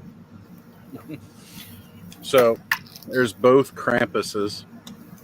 Damn. Because like you I need said, to make a kick-ass display with all those. Is it Krampuses or Crampi? Krampuses. Go Crampi. Crampi. Cramps. Retail exclusive. That's what I would say. Cramps. That's Cramps. And right there is Gramps. That is Gramps. He's a pointy. Gramps and hat. Cramps. Here's That's just that- how they label figure obscure now. Cramps, Gramps. There you go, Larry. Glow in the dark shit. The Lawrence Astral was Knight. showing Got 'em off right here. his blue Hagnon. Oh yeah. Yep, Lawrence has them. Hold on, Lawrence. Remember, go use my code at Hella Dope Toys. Look APWT. at this shilling. Shilling like a Everything villain. in stock or on Shilling pre-order. like a villain. And they ship Maxing like Michael Jackson. So Or you can use my code for 11% off. oh. Is that dick move we had earlier that we were talking about, Oh, my Larry? That's God. 11% Canadian, so it's really only about 5%. This That's is crazy. this is Tharnog, their brute scale orc Oh, shaman. 4 horsemen. Yep. Here's him standing next to a regular figure, so you can see his scaling is different. He's got about a good They had inch and a some. half I think. on him. I think they had some cool shirts at the 4 It's horsemen work table, done. but I didn't go get one. And then you've got their ogre scale, Desabolus. Ogre. So I got some Ogre, big you asshole. hands, and look at how big that guy is. Giggity. Damn. I That's got what she said. to wrap both hands around him, right? Mm, Oh, girthy boy, he's thick. It's not He's the only thick. ogre scale I got. damn. I thought you were That's going one to of whip out your penis when you said that. Thank God. I could whip out the peni. You talking about his wiener. Let me whip out my blue dragon over here. This is a Dragosaur. My God, they got a lot. How many different characters do they have out? Well over 100. No shit. I need to get KJ to do a list for these So, things. Jesus. This is the headless A checklist. horseman retail exclusive with the scaphoid head. Scaphoids. Because he That's one of the- normally that's one of the bone soldiers. he's Ah. got here's the regular headless horseman, no head. Okay. I think That's it's the one you and Larry love. Yes. Do Actually, they I charge got the extra for the no head? I'm loving that Castle Grayskull in the back. They always charge more for head. Fuck. I had that shit. Sun Wukong. That was my Oh, first. shit. That was my Another. first, and I'm gonna say That's this. dope. You may not like me for this. I did not like that figure. Man, I love that figure. The He's one of my Noda. I favorites. like the Noda one. Vorgus Vermilion 2, the blood This armor. guy's been crazy with this. That one looks cool. Yeah. 3 hours later. You've been Well, they down got the here. grizzly bear. Don't forget, they got a grizzly bear. It's gonna articulate now as a mount. That bear is coming to me next year. Already pre-ordered, paid off, done. It looks fire. They look good with AWOC too. Yes, they Oh do. yeah, they do. They always Four Horsemen and the other like people like Ish and like Yeah. some other people. They always put their stuff together. So like Yeah. you can see like because I have an AWOC. That Ooh, I what's that one? What's that one, Jacob? Tony, if you want to see Oh. some of the more of those skeleton ones. Yeah. God dang. Oh, he fell. Pretty cool. This one's kind of like a night skeleton type one. Looked like something from that There's one Gauntlet other or one, whatever yeah, that it's kind game of more was. like a night too, but it's an elf, like an elf Oh, kind that of ranger. yeah. He's got the helmet that opens. Oh, You're that's asking dope. Yeah, that's right up my alley. Yeah, Yeah, that's cool. And I really like this. yeah that's Mythic barbarian, Legions. That one too. that barbarian Yeah. type. He's badass. The Oh, okay. Barbarian. This was my first actual Mythic Legions figure. There we Sean go. hooked me up with that one. Some bigger Because again, skeletons, if you want to see them. yeah, Yeah, that's yeah. Scaphoid and Tibius. yes, Tibius. Yeah, these I love these. These are both And badass. Tibius is vicious too if you read his bio. Yeah. And then I've also got Malleus, which is a lot like Tibius, where he comes with like 2 giant axes. Oh man, Tibia, fibula. Yeah, well, there's a thing about the bone Scaphoid. characters. Yes, And again, scaphoid. scapula. So Yeah. this is their Mightborn Century. Damn. Freaking funny. These guys can make like a kick-ass darkness from Legend. They should. Oh my god. I've seen Gods people of Egypt. customize one. Yeah, hell yeah. Hands The down, one of my Egyptian most shit. favorite. Gods of Egypt. Yeah, So someone far, should come that's out been with one like of the my gods favorite of gods of Egyptian gods, Greek gods, Greece. Indian Almighty gods. Legends. Wait, you mean something like this, Tony? What's that? Oh yeah. Greek gods. Oh yeah, that's what I'm talking Poseidon. about. Yeah. Poseidon? Poseidon. Poseidon? Poseidon. He was a cool. What's going he's a on, legend. Oh yeah. He was cool. I'll Pick use up that. I'll use that for a freaking. Oh my god. for $8. I mean, Yeah, it's freaking I'll use that huge. for a darkness. I was like $8. I picked him up. Yeah. Oh, yeah. Look at Zazel checking in late. So Northern Nomad saying, "Gee, Matthew, you're the only one in chat." Hey, the chat's been up and down on Punk's channel. No, the now. That's how it goes. See, right? We've still got 40 people watching the show. I don't know why they never did a Braveheart like toy line. Mel Gibson? Yeah. No, Sounds like a Tony, that's the sounds like a reason Tony why. Figs project. Mel Gibson. That's the reason. Yeah, not he's the toy reason. line. Yeah. I 100% agree with Matthew right here. The mythic skeletons are amazing, and the ones that we're about to get by the end of this year are going to be even better. I'm gonna blow out of here because All right, Tap Lawrence. out. I'm barely awake right now. I'm All gonna right, jump brother. out too because it's about 2:37 in the morning, and I got to get up and take care of a few things. So Yeah, I gotta. All right. I'm been gonna fun crash hanging out with too. you guys. About that time, I gotta. Absolutely. At least they pay And me to Dre, sleep too. here. Yeah, I know. I'll see you tomorrow for D&D. Yeah. All right, Yes, guys, sir. take care. Peace Go out, have guys. fun with your Kamen Rider figure. Feel free to send super chat. Feel free to send super chats. Oz will do spins or. I only do spins for my own chats. My own. No, super hey, chats. it technically it's still on your thing, so. It's on your channel. I don't see that money. But if I'm not here, it doesn't matter. You have to do them. Take care. I 100% do not agree with what he just said. If you want to see me do a spin, you come on to my link. That money goes to buy him mythics. He doesn't buy that many mythics. But yeah, I've got my tip jar pinned in my chat. If you want to do a little super chat, I do have the tip jar pulled up over here, and I refresh so I can check and make sure and see if I got any. Not this week, but that's okay. Well, Matthew, if you want to jump in, we got plenty of room, brother.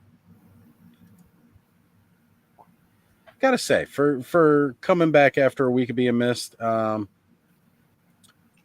you know, it's good to be back, and I'm glad everybody was here tonight. So, Yeah, dude, for trust sure. me. Like next Saturday is gonna be weird because I will be at GalaxyCon.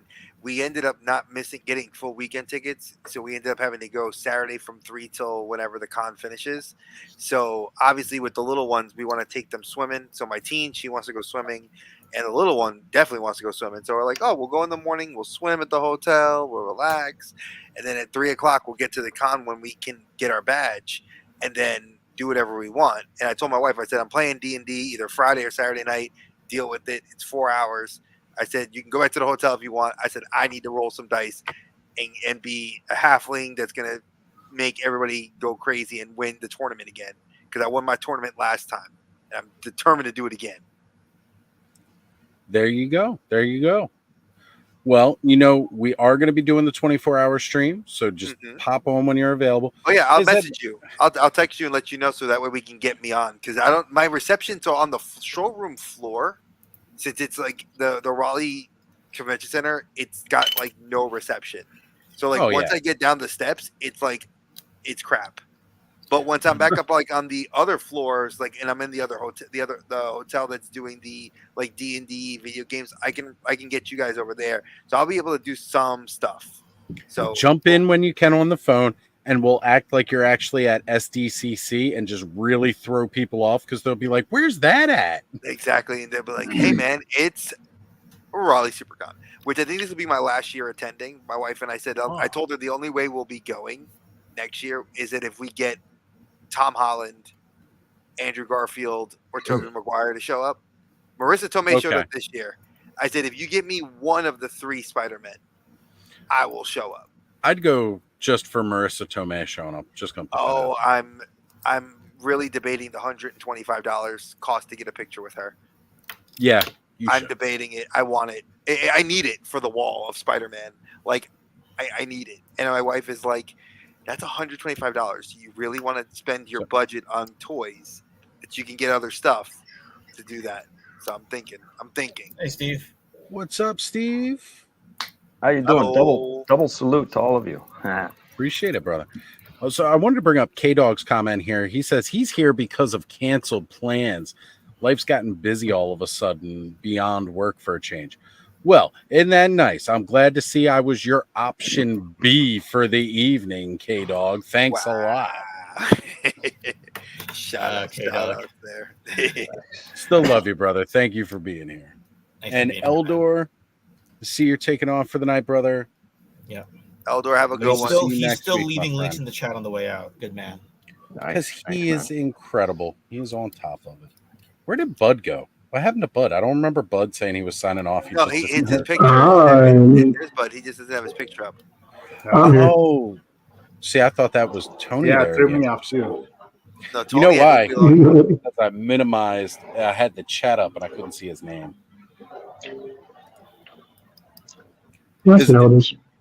See, with all due love, see that's important.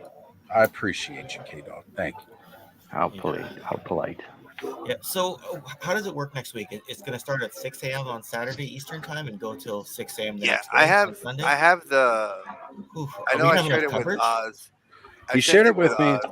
Yeah. And like, I know Hyperdelic said he's going to be available from 11 a.m. to 4, so we can throw that on there. But nobody else has came back to me with any kind of definitive times, and that's all right. I mean, it does make it a little hard to, as far as like trying to make sure we're going to have enough seats.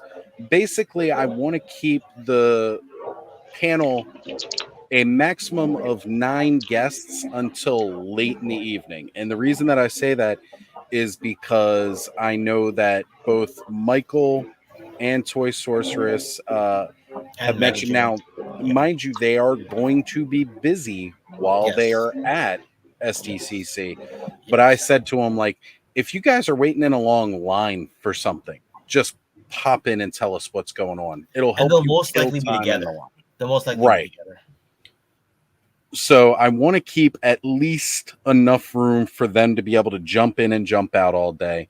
I do know that Stu, the Universal toy collector, not to be confused with the Masterversal toy hunter, he has said that he will be here a little bit later in the evening. No definitive time. I mean, Clubhouse is always kind of casual anyway. So I know we'll have people jumping in and out. I think the hardest time slot's going to be able to fill is the 6 a.m. start time East Coasters. Because first off, that's 3 a.m. for our West Coast friends. Mm-hmm. And on top of that, I never go live at 6 a.m. Like, I'm always going live late at night. That's why I said it for 8 a.m. I figured that way it's set up, get issues resolved. You know, I figured get it to 8 because people want their coffee. You know, it's still 5 a.m. for our West Coast friends. But, you know, I figured, hey, it was easy to get everybody, you know, kind of in line. And it kept everybody good. You're needing people? Oh yeah, we'll definitely need some people to fill in times earlier in the day. Now, for the reason, and again, I said this earlier tonight, I'll repeat it. The reason I say 6 a.m. is because I can stay up till like 3 a.m. and then still wake up at 6. So I pick 6 a.m. because I am normally up by 6 a.m. every day. And that works easiest for me because, as most of us know, even if we go off here in the next 2 hours, sometimes our conversations after we go off live continue for like another 2 to 3 hours. I know Cobb and I have been on talking until at 9 least like 4 or 5 in the morning here. My first conversation with you, Jacob, and Thanos, Oh, yeah. we got Dre was off there. with us We were one talking night. until 9 We a.m. were. That's right. So like oh yeah. I was there that night, and I Yeah, left you were. at like 2 a.m. my time. It was already 5 a.m. your time. We when got I off. We dropped when we got done And with you the kept stream, going. and we kept going. We'll just keep talking. But you know, So again, I up the that's next morning, and you were still talking. I should have jumped on the StreamYard. you and had my could coffee have. going. You could have. You could have just joined us for a morning coffee. So like for me, it's easy to go from a 6 a.m. to a 6 a.m. But generally by 6 a.m. Sunday morning, I'm out. Because I've normally stayed up late, pretty damn late Friday, pretty damn late on Saturday. And truthfully, as I've gotten older, my ability to stay up for 72 hours straight just doesn't really work so well anymore. So Oz, the one thing that's gonna have to happen then is are one of you or Ed always gonna have to be on to monitor the chat? Is that how it's gonna have to 100%. Yep. Okay, Yep. so how's it gonna work? Is Ed gonna like choose his times and whatever times he can't do or whatever times he's on, you'll nap? Is that how it's Ed gonna and work? Ed and I are going to discuss. I'm probably not going to take a nap, but I will need time to get off of here to go use the bathroom, to go eat, stuff like that. Because I'm not just going to sit here and eat on screen with everybody the whole time. I might snack or something. come on, do it. But I'm not going to. Yeah. I've eaten on here before, but never like a full meal. Ken, they'll be coming in for that hot tag. Right. Tag, yeah. So I love the wrestling terminology. For me and Ed, we will tag out throughout the day. Skelly has also said that he wants to be involved that week too, which is great because he is also another partner on the channel. So if I need to take a break and Skelly's on, I could ask Skelly to run it for a certain amount of time. If he's got the StreamYard, like whoever's sharing the StreamYard is really what you need on, right? And I know Dave said he's going to try to jump in too, but he can't do it Saturday. He'll probably do it either Saturday night, like late like this, or Sunday. He'll do it on Sunday. That's what he was talking to me about. We'll see. That's the funny part. I have had a couple of people say that they'll come on like when they usually do, which is great. I could do early because my new work schedule, I'm up all night. Freaking like tonight, I'll be up till 6, 7 in the morning. Perfect. So you'll be part of the morning crew. It'll be next Saturday morning, 6 a.m. for you. 6 a.m. my time, which would be about 3 a.m. your time. 3 for me, so I'm up till like 6, 7. So that give me like 3-4 hours starting at 6. Right. And wow. Zazel, you're absolutely right. We're going to need some Aussies for the other side of the time zone. The invite is yours, brother. You are welcome to join us. Let me know when you want to jump on. We will get you that link. Okay. We'll go watch Deadpool Friday night, and then afterward, just stay up late until then. Well, see, that's the fun part because next weekend Deadpool does come out, and I told Connor I'd be taking him to go see it. So I'll have to be doing that on Sunday, and chances are I'll probably be getting him at some point. So, yeah, I think I'll just plan for Friday night to do it. Yeah. And Zazel, you're absolutely right. Like, why don't we just, we could do like a pizza party. I could order a pizza delivery, kind of thing, have it show up, and then everybody else get pizza at a certain time and we all enjoy pizza. But I want us to go over the early part of the day. We're going to definitely talk about a lot of what we have seen. Because again, by the time we're doing this stream on Saturday, 2 days of Comic-Con will have already transpired. It starts on the 25th. And I don't know how many things will be revealed later, because a lot of it gets revealed as soon as they open up, like the first 2 days, and you see everything. But then sometimes they do make announcements through panels throughout the weekend. So we're going to see what we have. Stanley, definitely. Always watch Brink. I should reach out to Brian Brink, see if he wants to come on. He might jump on. And I know earlier somebody was mentioning, or Stanley had mentioned Dole. Okay, thank you. And oh yes, I was gonna say, like, you know what? Yeah, I haven't reached out to Dole in a while, so it'd be good to have him come on too if he's free. I mean, it's a 24-hour stream, so hopefully somebody can find the time to get on. But yeah, we're definitely looking. Anything I can do to help Oz, because I don't have a video coming out next week. I'm actually taking the week off of doing a produced video. So with SDCC, it's the right week to take a week off anyway. It is, because we got a lot of news that's coming out, right? Yeah, like whatever, right? Like I can do history of whatever, but no one's gonna care because it's a big news week. So yeah. Appreciate you, Zazel. Thank you. Steve, you are welcome to jump in too, brother. Okay, sweet. Again, you are always a welcome party to the Clubhouse, no matter what you got going on. I know you were talking earlier about the Heinz landing gear. Yeah, it's turning out to be a bit of a, I wouldn't say a nightmare, but it's tricky because, when the rear wheels come down, it's got two sheets of metal that cover it. One opens one way and the other opens the other way. And then it's got 3 struts that go down to it. So if we're going to have something that folds down, we can't have 3 struts. That'll never work. There can only be 2. But at the same time, if it comes down with 2, how do you lock it in so it's not popping back, etc.? So the one panel will be on the outside by the tire, and then the other one behind it has to fold up when it's in landed position. But when it's in, anyways, I won't. Sorry. No, it's fine. You can always have a look at your HasLab Sky Striker, because this is the new development, right? Like you and I have not previously talked about this before tonight, but we can always look at how the HasLab Sky Striker comes in and out, right? Or yeah, I mean, yes and no. It helps a bit, but not a ton, because we'll have two opposing panels. Yes. One that closes this way, one that closes that way.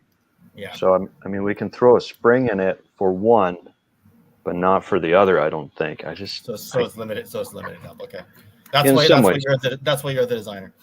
Right. So. Well, I don't know. I don't know if I go that far. Throw something at the wall and see if that sticks. So anyway. Yeah. Stanley, you're asking about when will the 24-hour link be ready. I will be setting that up tomorrow. I've got the thumbnail ready for next week already. I have a post that is set specifically for Instagram posts. And everybody who's watching tonight, if you can share it tomorrow, post it. I'm going to be putting it in all different kinds of group chats. Spread the word. We're doing a 24-hour live stream for San Diego Comic-Con. And, I have pretty much all the information on there, and then we'll post links to the actual stream, as well as, of course, I will send out the StreamYard link to all interested parties.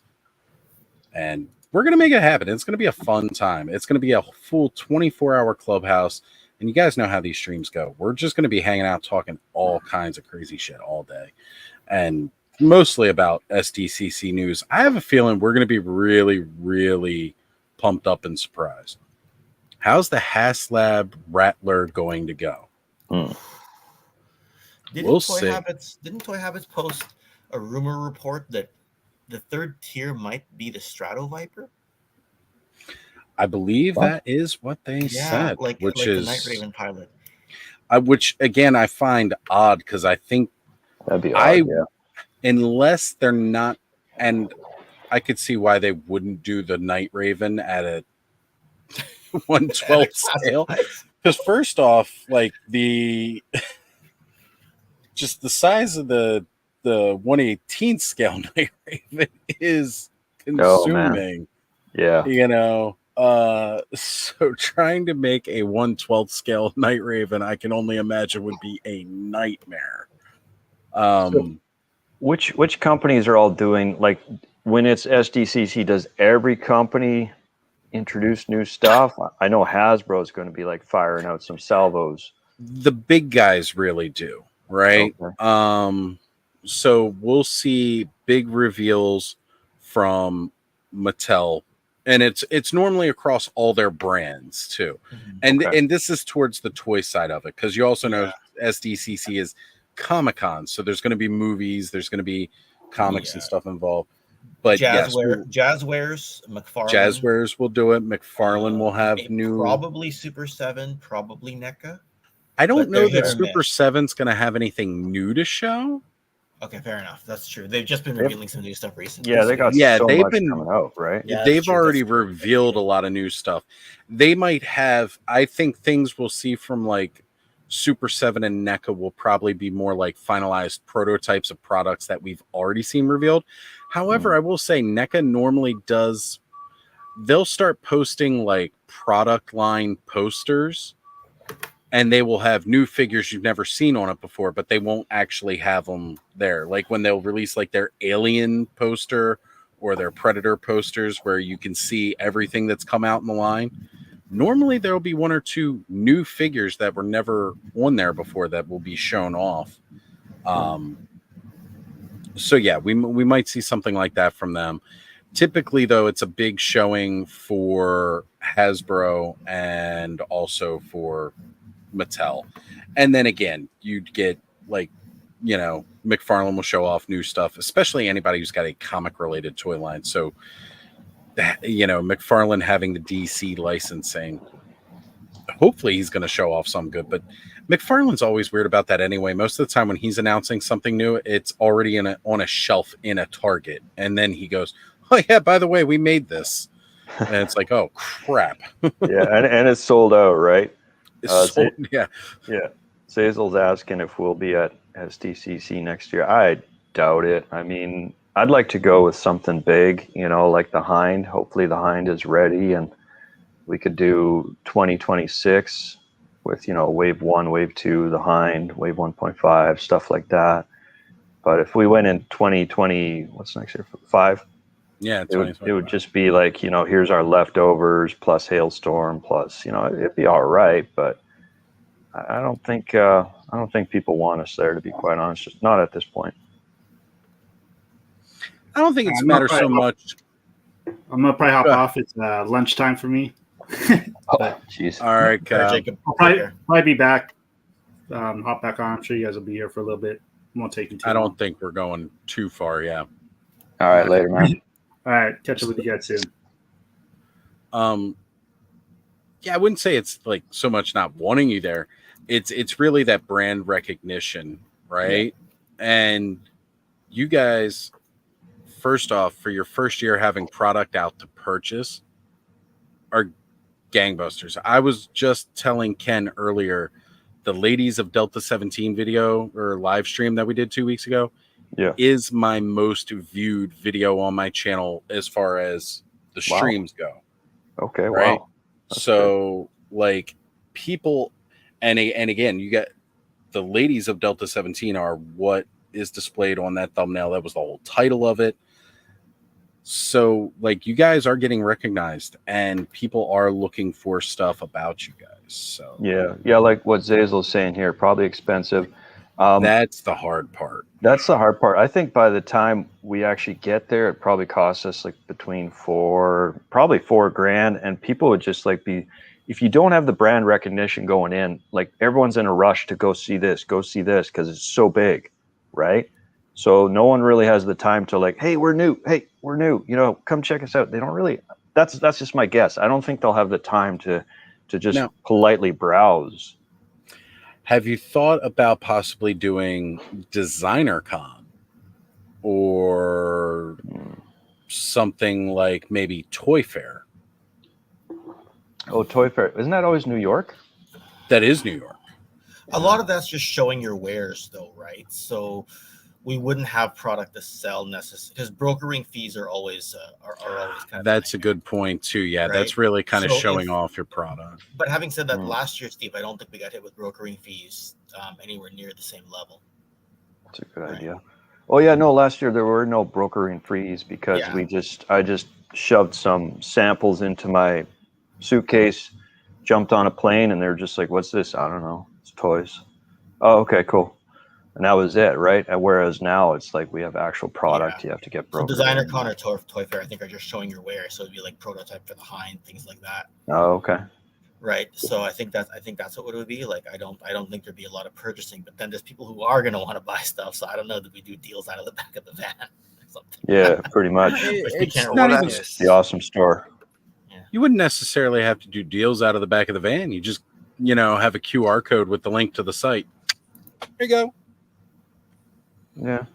I mean, when they're there, they want stuff, in their hand. So are you not allowed to sell? Is that part of the thing, or? No, because I've definitely seen people sell before, but that's mostly a convention like Designer Con. Like I know people have sold product on the floor, but it's definitely That's not more the focus of it. That's not the focus right. of it, though, right? Yeah. Like vendors are coming through and looking at what you have, and then you might do something like a bulk order. Okay. Which isn't always a bad thing either, too, right? And then definitely at Toy Fair, that's like the reveals. It's so strange because with Toy Fair, it used to be in February. So like it was the early part of the year, and then it would go like, this is what we've got coming out for the year. Right. And now they've moved it. So it's like September. It's like at the very end of convention season. So it's no longer as much of this is what we have going on for the year. It's more now Toy Fair is now, mind you, this is where San Diego Comic-Con used to be the reveal for holiday season. Now, Toy Fair within September this is what we've got coming out going into next year kind of thing. Like you might get some last minute reveals for holiday, but it doesn't do too good because it's very short notice. Yeah. So it's a lot of, this is the idea for next year. Yeah. I'd rather do some of these bigger shows when Wave 2 and the Hind and all that stuff is. Well, PowerCon's a consideration for us, definitely. PowerCon for sure. Yeah. Something like that I'd be comfortable with at Wave 1.5. That's fine. Oh, yeah. No, PowerCon, I could definitely see being right up your alley, having experienced it last year. Yeah. Again, it used to be the He-Man and, it was the Power and Thunder convention, and then it's scaled back. It's no longer like, it's still got a heavy He-Man presence, but it's not all about He-Man anymore. Right. The biggest buzz that was there for 2023, first off, was Four Horsemen, but that's because they pull wherever they go. Yeah. And then, Valaverse just happened to be there. But I don't think you're going to have to worry about that moving forward because Val didn't seem too happy about bringing him back. So it's a good fill-in spot for a good military toy line. I want to say, and there's definitely a place for you guys there. Like you will sell product, you will get eyes on your product that maybe hadn't seen it before.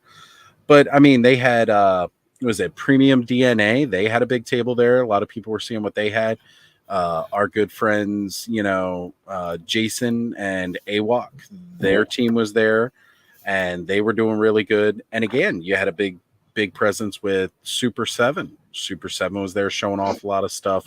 NECA had stuff there. Like, again, it was very like indie toy focused. Okay. So like a lot of good people were there that not everybody heard about.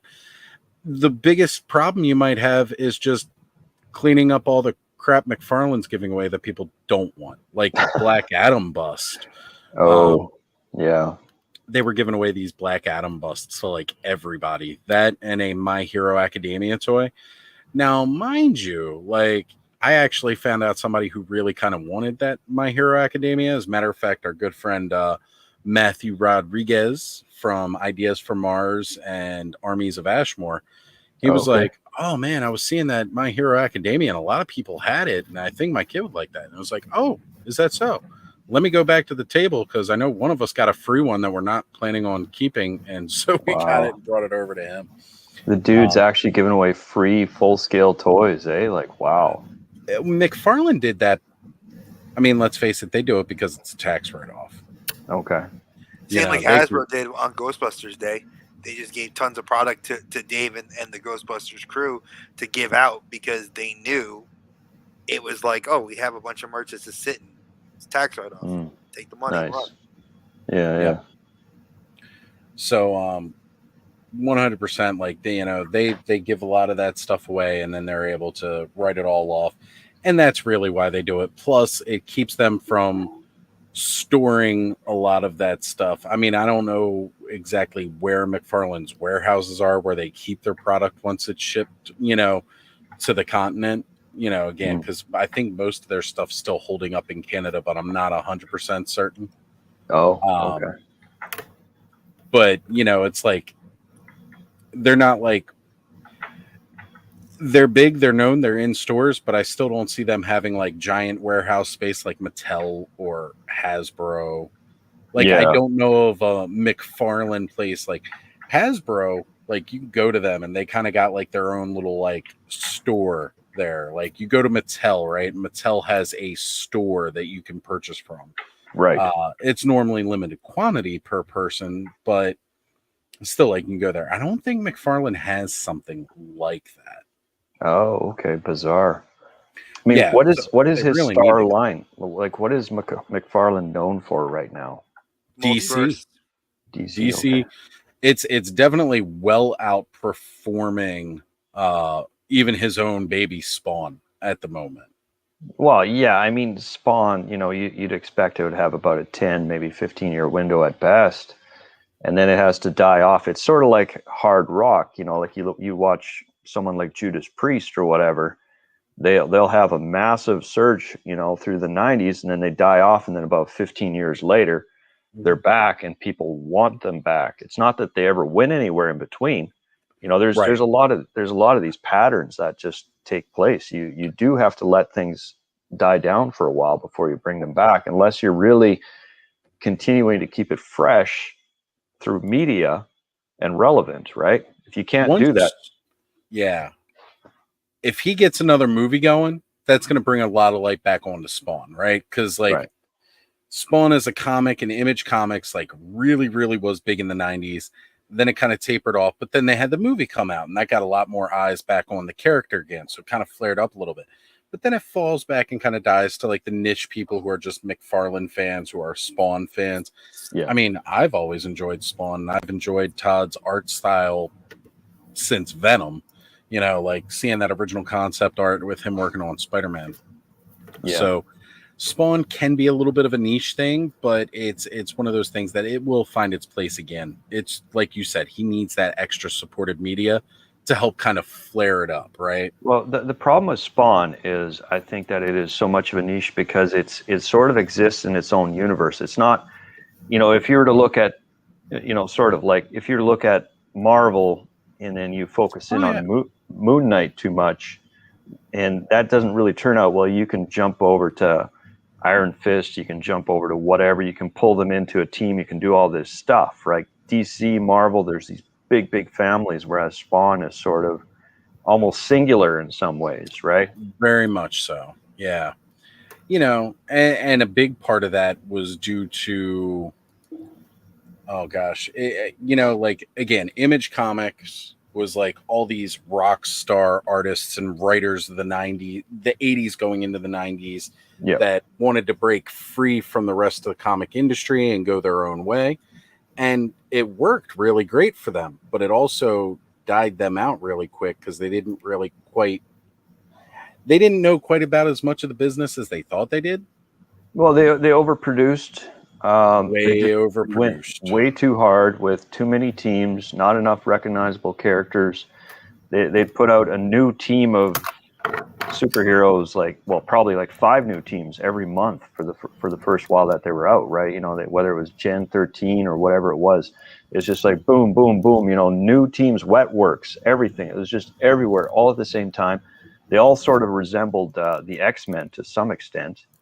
And if not, then the Avengers. You know, you had your big guy, you had your flame guy, you had your water guy, and it was just too much too fast. If they would have stuck to a couple of families of characters and really built those, they would have made something that could have stood the test of time. Excuse me.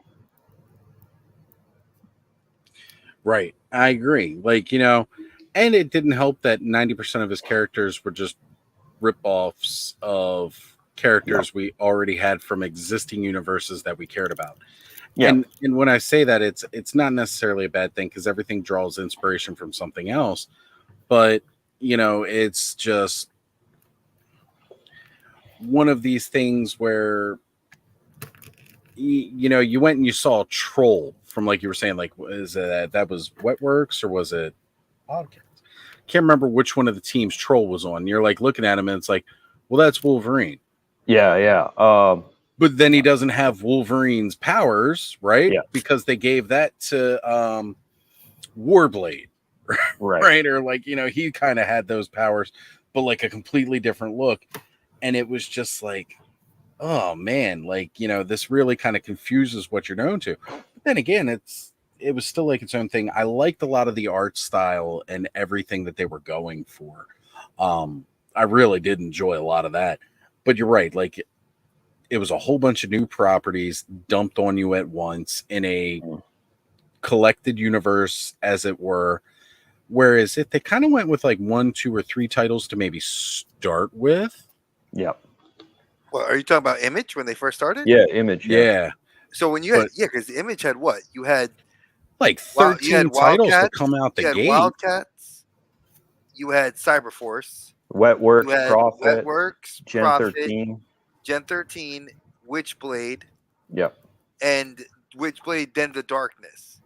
Oh, yeah. Well, wait, those weren't Image. Those Yes, were they Top were. Cow. Top Cow was still Image, though. Top Cow was an Image. Was it? Yes, it was. So Top Cow was a Oh. subsidiary of Image because it was Okay. Silvestri. Mark Silvestri was still like doing stuff because now they just re-released the first issue of Witchblade again under the Image banner, which technically is actually a subsidiary of DC Comics. Got it. Okay. Yeah, I actually found that out, what was it, a few months ago, because I was like, man, I loved all those comics. And then I know Wildcats made a comeback because Grifter and Zealot made their way into the DC universe. DC. Oh, because we saw them in the Battle of Justice League War, where they had the war in Atlantis, and in Flashpoint Paradox, they showed them again. So Grifter and like Team 7 started making their kind of way into that universe. And then you had like Spawn kind of do his own thing and kind of has kept the Image banner and has stayed Image only. And then Witchblade has kind of waned and waxed and waned over the years to now where like she's getting a comeback. And then I know people have talked about doing Cyberforce and Wetworks because Liefeld's characters are supposed to be being remade now in those new 1/12 scale figure line that's coming out later this year. That looks absolutely terrible. What I want to know is when we're going to get a return to Fathom. Honestly, I would love Fathom. I would love them to do Fathom. Well, again, they haven't. Silvestri. They haven't really touched it since Michael Turner died. Is that correct, or have they? Fathom? Silvestri's talked about touching it, but okay. Well, it was Michael Turner's. Yeah, it was pet, Turner's. right? It was Turner's pet, but and then he passed away like 10 years ago or something like that. Yeah, and then like Silvestri's been putting his hands in things. I've been hearing a lot about him wanting to, but Todd has been made fun of by like Liefeld and so many other people because of Todd's just get my figures, buy my toys. Well, I mean, that's because when the comics folded for him, right? Because, I mean, let's face it, Image really started to kind of fall apart and didn't hold up well. Not as well as everybody thought. Mind you, as a collaborative idea, It was great. It definitely made the bigger companies rethink about how they were doing things. But it didn't work quite as well as they'd hoped. And so, like, again, Spawn was like really the workhorse that did carry it for a while. But the toys, right? His toys never really waned. And he was getting licenses for a lot of different things. Like, again, he had Rockstar sculptors working for him. Again, I will always shout out the Four Horsemen. Before they were the Four Horsemen, they got their start working for McFarlane. Now, mind you, his direction for the most part was, they're toys, but they were basically like more like PVC statues because they didn't always have a lot of articulation, especially things like the movie Maniacs or even his sports line that he was doing. The start where he was like kind of like sports picks, it was like kind of like the remake of a starting lineup, and then he did what was basically it? No articulation. Yeah, then he did the carnival, the wicked like that warped carnival, and everybody was surprised about that. So like he's done a lot of What's those. up, Like, Zazel? his number was 7 inches, maybe 6, but it was always like a PVC with limited 5 points, maybe if you were lucky. Yeah, and like that was kind of like his thing, and that's why we all joke on him now that even to this day, some of his toys do not have the best articulation. Mind you, most of his DC stuff is really good. Like, aside from a wonky sculpt and about 50 million Batmen, exactly. He's really got some decent stuff. Like sculpting wise is still pretty decent, and some of the stuff's got pretty good articulation too. So we'll definitely see what hopefully he will start bringing to the table a little bit more. But it would be nice to see more of the Image properties get some love again, because there were a lot of fun stuff in there. Well, Liefeld, that's what I was saying. Liefeld's characters are being brought back to life, and he's getting there's 3 in the line already, and then it's supposed to be those 3. They are super expensive though. Oh yeah, they're like $100 almost a figure, and that's why people were like, "You're batshit crazy," because if you're starting a line with a company that's relatively unknown, and it's not like where they did the Lady Death figure, which really looks good. Then they did the Red Sonja, which looks good, and Purgatory. For obvious reasons, I don't put those figures in my house because I have 2 little girls. I don't want them to have big booby, figures in my house. Not like I don't want them, but that's out of respect to some of them and my wife. But I seen them and I'm like, man, those look awesome. Then I saw that same company started doing La Muerte. They're doing a lot of other kind of different spin-off characters that are not comic book related. They're just characters that they're doing their own touch on. And then they took Liefeld's characters. And I'm like, y'all are crazy because these characters are not known, and you're charging $3 for us to get a figure. Yeah, it may have all these they boast I think 20, 24, or 36 points of articulation, tons of accessories. It's that's cool, but I can get a classified for $25 that has same articulation and comes with dope accessories that are interchangeable. So for sure. A boutique toy, it's not. Like when it comes to Image, I'm looking through the previews catalog right now. All that I see that are big names that they're putting out is Spawn and Invincible, maybe Void Rivals. I think that G.I. Joe is a subsidiary press off of Image. They're being put up by IDW. Is that IDW? Yeah, IDW owned IDW was on its own though. It had nothing. Yeah, IDW. Yeah, but IDW is they've been. IDW and Boom are really struggling right now because they lost everything, right? Because Skybound took everything. Skybound took everything, and then when they took everything, then you have to look at Hasbro pulled Power Rangers. I was gonna say Boom can't even do Power Rangers anymore, and that was one of their big saving graces. Yeah, was doing all those Power Rangers. No one can get the Power Rangers. Well, Playmates has it right now. Yeah, Playmates for the has toys. Well, Boom right now is surviving off of Disney stuff. They're doing Darkwing Duck and different things like that. Not even that, because look at what was it? Dynamite just started doing Lilo and Stitch. They Oh. and my wife loves Stitch, so I've been getting her those. Oh They yeah, I did got tons of Hercules. Stitch stuff here. Yeah, they did Hercules. Hercules. They did. They're just doing Maleficent, the second series. So there's a lot of stuff that they're pulling. And I mean, I'm a diehard comic book reader, active comic book reader. I don't know if you are, Yeah. Delta, Oh but yeah, big time. so like a lot of the stuff I've been seeing, and I talked to the owner of my shop, and he always tells me, he's like, these are the hot things, these are not right now. And I kind of knew walking into waiting for SDCC. Yep, Rook, that whole series is fire. They need toys for this. This is wild. It is the best shared universe. Geiger was the best start to that because I love that whole series, and they need to do more action figures for that. I am sorry that I'm so excited, but that line is freaking awesome. It's crazy. It's so good. Who here said they are a Stitch fan? I am.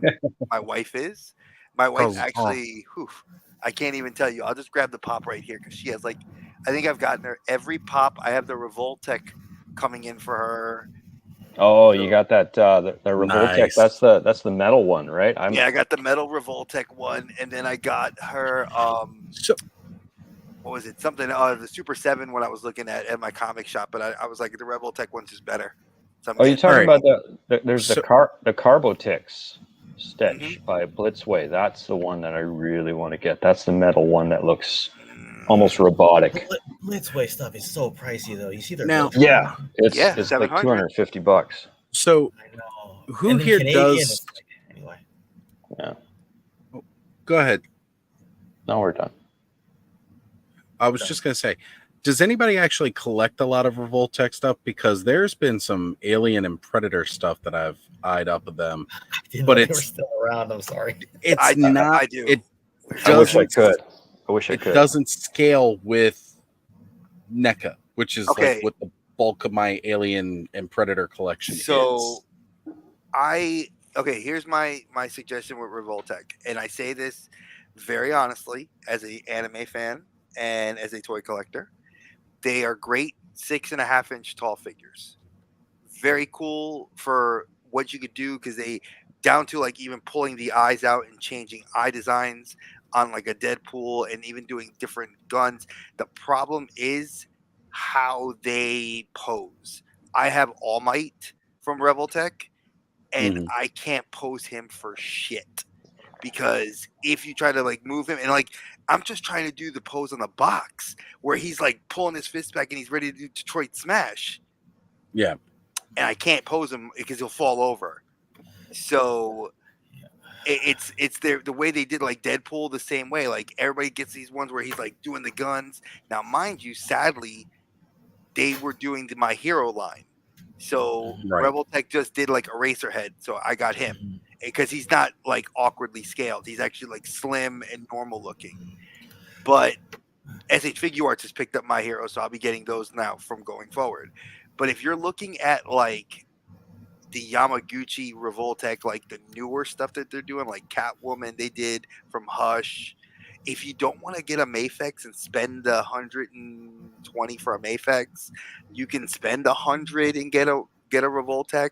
It looks more anime style than the Mafex looks more realistic.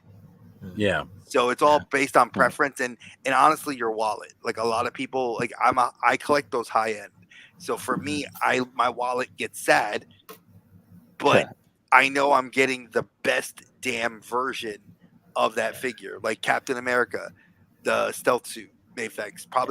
I think that right now is probably going to be number 3 ranking for figure of the year. Wow. You know, like it's that damn good a figure. That's a good question by K-Dog.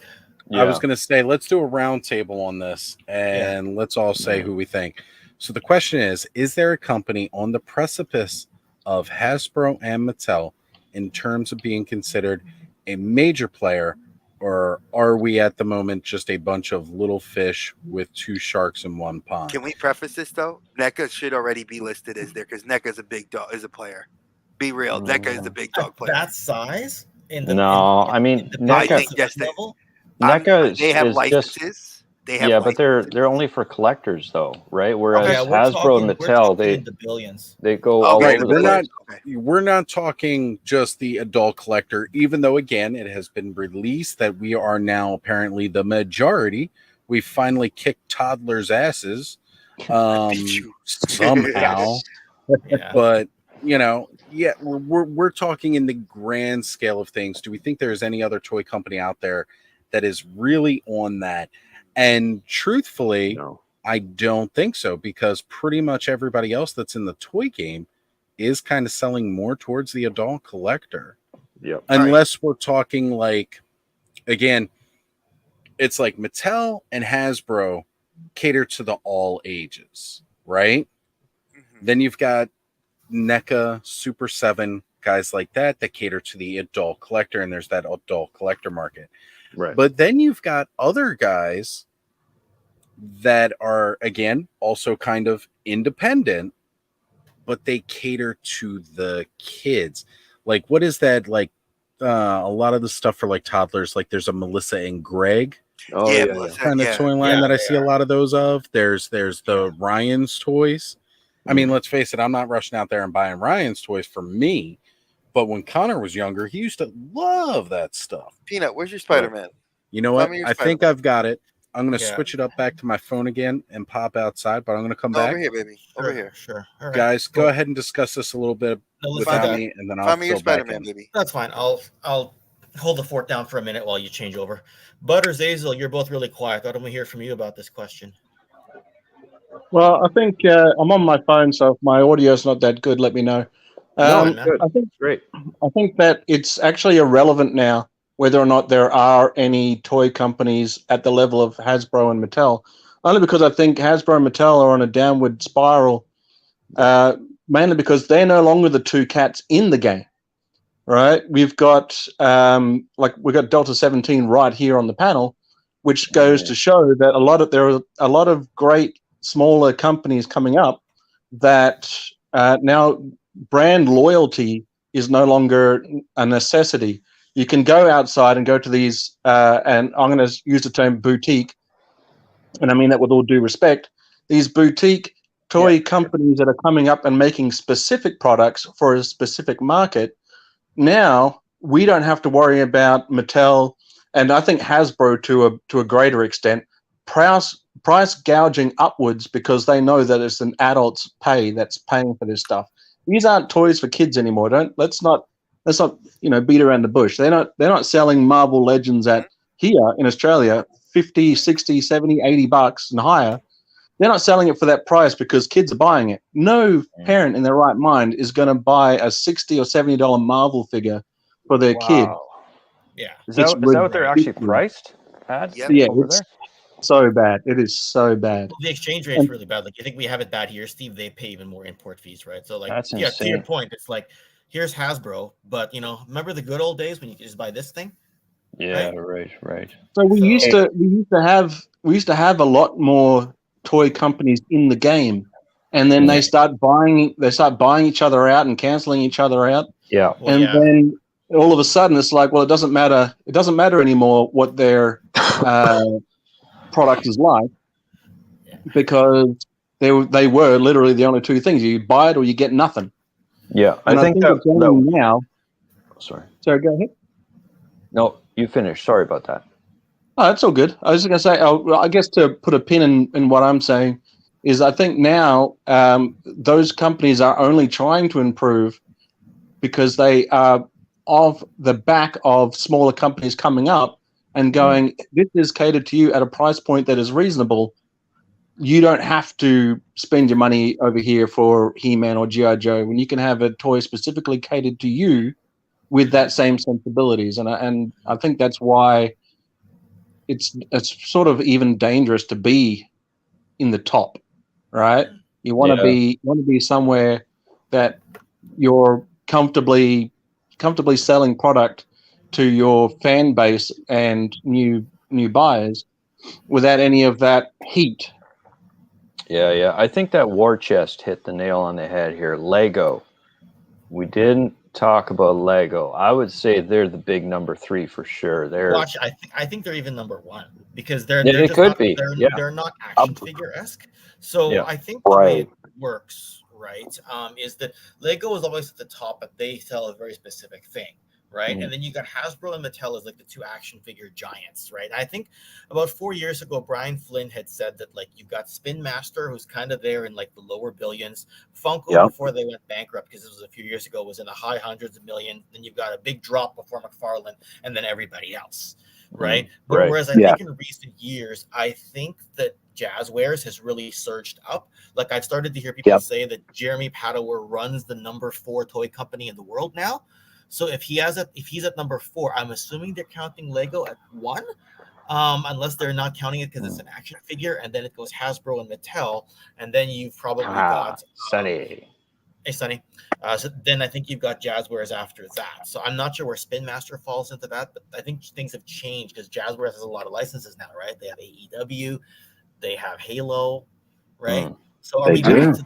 to the good old days? Lego does the Jada sell in stores? I was going to bring up Jada when it came back around to me real quick, bud. So we are definitely going to bring up Jada here in a moment. Oh, okay.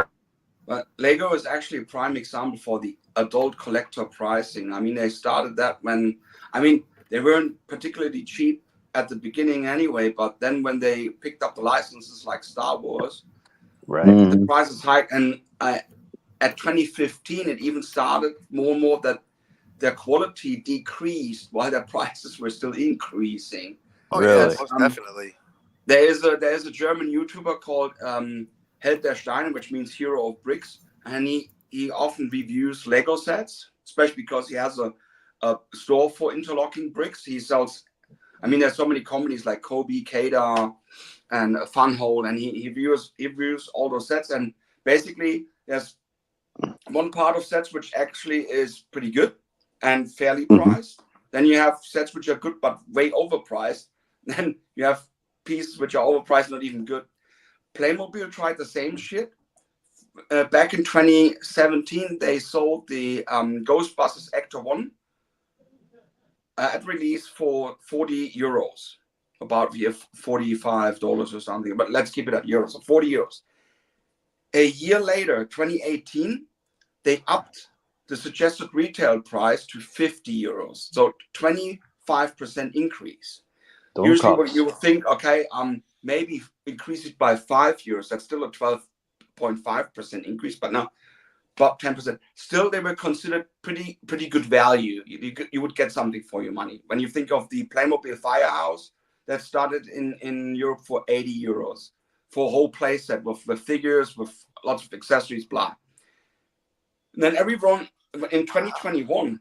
In 2021, when everyone thought, okay, the Enterprise is now announced, what will it cost? Everyone thought like between 250 and 300 euros, which would be in line with, which would have been in line with their big castle. They had a big castle around 180 euros, but no, 500, and no one would buy it. They recently sold the last of their stuff for 220 euros. The last of their USS Enterprise. Because and the 18 man actually that was released for 80 euros. When you think of like Ecto 1 and the DeLorean back in 2020 at the cost of 50 euros, and then a year later you had the 18 man, which basically was the chassis of the 18 man was used twice already. One for the Mystery Machine for Scooby Doo, and before that for the Adventure Van. So that was just a reused part, just repainted, and they wanted 80 euros for that. They now which company is this? Sorry, Playmobil. Playmobil. They Okay. now reverted back a little with the Magnum Ferrari. They wanted 70 euros, which still is overpriced. Usually, you just wait about 4 months, maybe 6, and you get it for half price. Like I got all the stuff like the 18 van or the Knight Rider stuff. I got it for half price. Yeah, I want to get some of those Volkswagens that they did. And they have really, they're in trouble. It's the first year in the history. I mean, the company is now 50 years old. They started in 74. It's the first year where they're operating at a minus. So they made less money because Yeah, they sell it to the big retailers and stuff, but the small retailers, they get less and less interest because they can't sell it for the suggested retail price, way too high. Oh yeah, Playmobil is way too expensive. I mean, and for no good reason. There's really not that much there. But I must say, most of the time, these adult collector stuff prices are way too high anyway. Yeah. And especially when you make family-oriented toys, interlocking bricks, or like Playmobil, this playset focused or centric stuff, you can't do the same thing as these prestige stuff, the prestige houses like whatever Hasbro. But even they should not aim for that technically. But that's when you are a public corporation, basically. And you have to answer your shareholders more than your customers. And that's what Hasbro's going through now. Hasbro's dealing with all that fallout from all the stuff that they've been cutting from their video games. They're trying to monetize stuff like Dungeons and Dragons. But, you know, all that put aside, when I just Googled, I said, let me just Google top 10 action figure companies. They listed 9. They didn't list 10. And Hot Toys was number 1. Huh? Hot Toys number 1. Now, I'm not going to lie.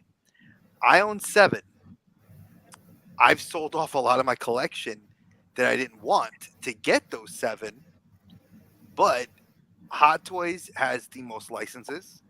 They are segregated into a different. They have their subsidiary companies of the Sideshow Collectibles. They also like they distribute too. They also are distributing artwork. But you got to realize that their toys may be premium, but they know their fans, and they will if they release a toy like Ghost Rider. I'm going to use Ghost Rider because they released the Sideshow version was terrible, and there's been talks about them re-releasing it as a hot toy. If they do, people will get it because they know the Sideshow version wasn't good. They know there's flaws. You may wait 3-4 years to get one, but you're getting a quality figure. Now, granted, that does tailor to a niche market of adults. You're not getting a 15-year-old collector to drop $500 or less on a hot toy. I'm kind of glad you bring that up because it rolls right into what TJ is saying here. TJ says they have finally realized that adults have the disposable income. Yeah. So what is your definition of adult there, TJ? Because I got to tell you, I don't know any child that goes into the toy section. And when I say child, I'm going to say the majority of kids under the age of 13 are not paying for their own toys. Yeah, not only that, but I wouldn't argue that every adult has the money. I mean, family people, like people with like a typical average income and having 2 kids or something. I have 3. And trust me, I've got 3. one. I've got one. And I'm gonna tell you, just for me, I'll be honest with you. When you were saying this question, like, what do I think? I look at places like Moose Toys, and I had to Google it because I couldn't figure out what they were. And if anybody has a toddler or anybody under the age of 6 in their house, you should know Moose Toys because they make Bluey. They do Peppa Pig. They do a lot of the brands that are geared towards kids that are like Octonauts and stuff like that. What my daughter loves. Now, granted, Octonauts, you know, still around. Oh yeah, they're still around. They're still around. Wow. Octonauts is around. Freaking Paw Patrol. Paw Patrol's still big. Peppa Pig. Imaginext, but that again, that's a subsidiary of Mattel with the Imaginext and Fisher Price.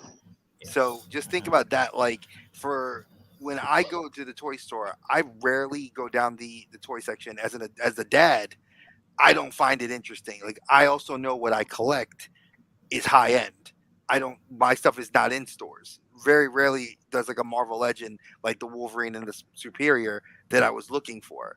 But like if I want an SH Figure Arts, which is Bandai, which is also in the top 10, Bandai was like number 5 on that list. Well, Bandai again is comments earlier are all about global. Bandai is a 100% global distributor. You know, Bandai mostly known in the US for anime collector stuff. They have the Power Rangers license forever. Gunpla is Bandai. That's the big one That's their on money that. here in the U.S. is Yeah, Gunpla. Mm-hmm. Second that's a is market their. I don't. That market I have no idea how that one ranks compared to Hasbro. Didn't they also? Didn't they Did you also say sell? Gundam or what did you say? No, I said Gunpla. I Oh, said Gunpla, which is I the think the Gunpla. Gundam I building. think Gunpla's the actual hobby of actually Yes, building the models. the And Gundam models, the Gundam model Gundam is the kits. brand. So Gundam think about is it the this way: the Gundam model kits, the Gundam figure lines, the those are released here in the U.S. Then you have the I'm not going to say cheap, but the $10 figures of Dragon Ball Z and Right. Bleach, and then you have the anime PVC. heroes. Then you have the anime heroes you have line, which the is super $20. deformed Gundams. Yeah. Then you have $20, the $20 figures. Then if you go up and still here in the U.S., you then have SH Figure Arts Best Selection. Then you have So- SH Figure Arts. Plus, they're selling tabletop games, Bandai. Yes, they are.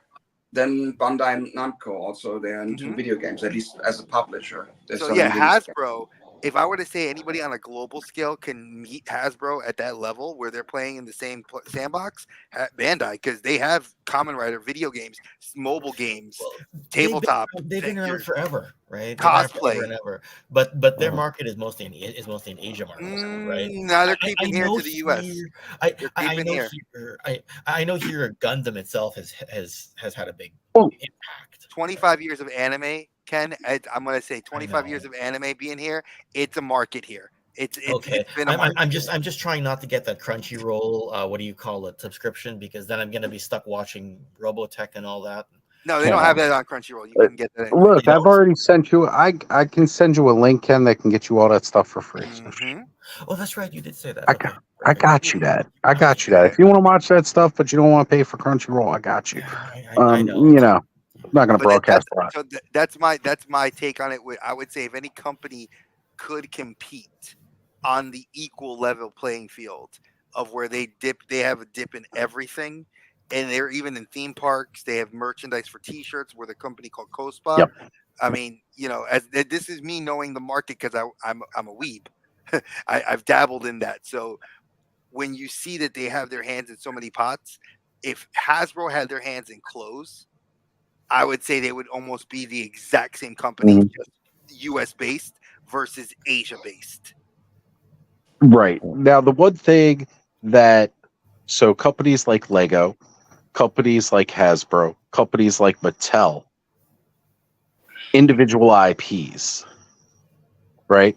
Everything that Bandai is putting out is not an individually owned IP. Right. It's all subsidiaries, right? Yeah, that's true. They get licensing to produce toys for companies that don't have toy manufacturing capabilities. So Hasbro has individualized IPs that only they can make. Mattel has individualized IPs that only they can make. Lego, it's not so much. They do have like their individual IPs like Lego City, but it's really just here are generic, and I use that term like train sets that are Lego because it's their building system. Even Duplo, which is their kids stuff, is still branded under something because Duplo has its Duplo brand, but Duplo does Spider-Man. Duplo does like the Marvel and like stuff like they've got their licensing. Cotter has Duplo Jurassic Park toys, and they get licensing for other stuff, but they also have their own.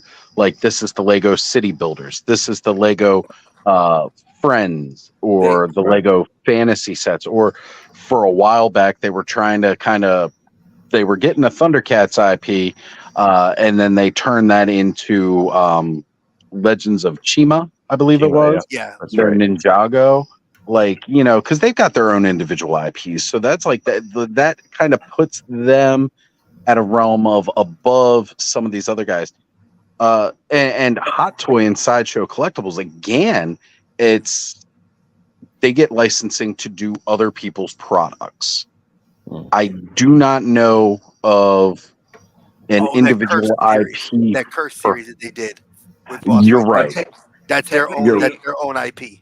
Technically, Right. Bandai has some IPs which they could exploit for action figures. For example, they could do Tekken action figures because Bandai Namco is responsible for the games, as well as for example, Tekken, as well as Soul SH Figure Arts, they just made those. they could do. They also, I think, they hold a license for Dragon Ball Z. So they're gonna be holding that license forever, even though he's passed away. They keep putting stuff out. They'll keep doing it.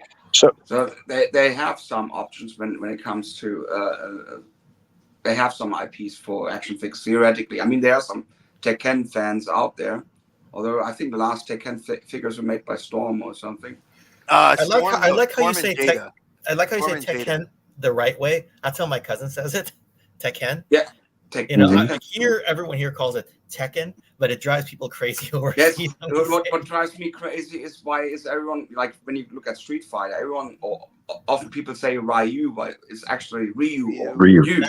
That's how See, I and that's how I Ryu pronounced it was Ryu. Yeah. All right. But I think So in the cartoon it's Ryu. So yeah, no, K-Dog. Ryu, or sometimes even some Japanese say you. You only hear you. Means dragon. So K-Dog had brought this point up, and it ties in with what TJ is saying. Are middle-aged adults now buying toys and statues instead of cars and boats? Have we changed that much? And yeah, it's definitely a sign of the times.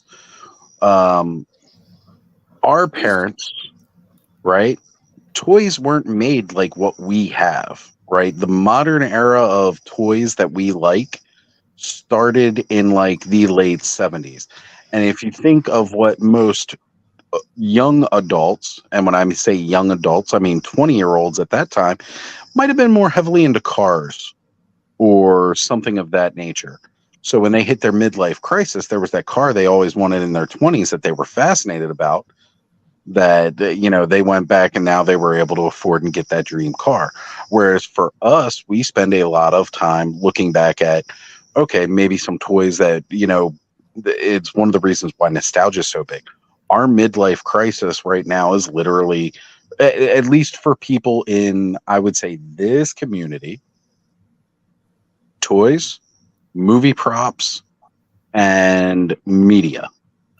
And when I say media, I mean things like comics and things like that. Like also video games, I would say. I mean, video games are we have some of that video game, but I guarantee you in the next 15 to 20 years, our kids, we're going to see an even bigger presence of that, because again, the younger generation from us, like, we were the tip of the iceberg with the video games, right? Because it was just starting to become popular in the home and arcade, but the ones that are 10 to 15 years behind us, that was much more relevant, and why we don't see a lot of kids today necessarily playing with toys as much in what we think of is because that got substituted out by things like Nintendo and Xbox and everything else, which, mind you, I'm a gamer too. It's not like I'm knocking that or down that in any fashion.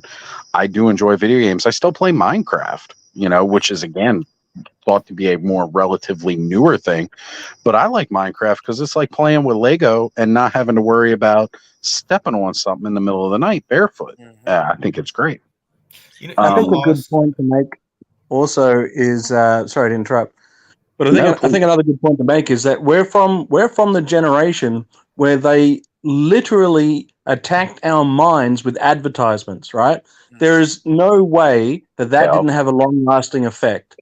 We have been programmed to not only love it as when we were kids, but we have been programmed to continue to love it and continue to have that mentality of this is what I love, this is why I love it, I've got to collect it, got to have them all, and that includes action figures, comic books, all of those things that were targeted directly to our growing minds, and because it was hit in that growing in those formative growing years, I think it definitely changed something with our generation that has made nostalgia such a big hit. And I kind of disagree that the kids of today will have any nostalgia to anything, because they have the internet and they have the ability to look up anything whenever they want and do whatever they want online, where we had what we had and that was it. But I wouldn't say that, because you have some people out there, quite a few, which are collecting, for example, retro consoles. So they're looking specifically for old consoles from whatever. It's true. The second, even first generation. Like also when you look at the prices for some modules for the cartridges, you know, or right. But is that our generation though, Sonny, that's doing that? Because that just leans into that collecting mentality that has been installed onto us. You even have younger people, even I would like say, yeah. Gen Y or Gen Z who are looking into retro Yeah, consoles. like that retro console thing, like, and Sonny's hitting it right on the head.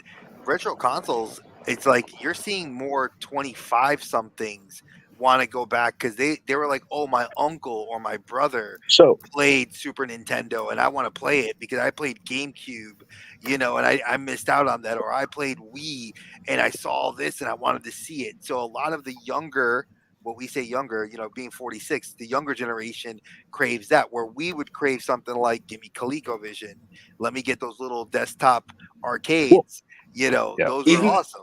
Even Sega Dreamcast. I mean, the Sega Dreamcast is still alive, if you will, and it has a big fan community. Even though it was so short-lived. Even though I had a It's one of the best consoles next to Sega Saturn. I loved it. And even though Yeah, go ahead, Sega ended the life cycle in 2001 already, they even made games in 2012. I think even up till this day, there's some people who create games for that very console. And there are people from Gen X, Gen Y, Gen Z who are fascinated by this thing because it was. Definitely no. But there's a difference between retro collecting and nostalgia collecting, though. Yes, I agree with that too. There is a definitive line you have to look at. Like, nostalgia collectors are us. Retro collectors are the younger generation, because you can appreciate what it was, but you didn't like. I remember setting up my Nintendo in the living room in 1984. You know, I remember having a Power Glove. I remember getting a Super Nintendo from KB Toy Store here in the US.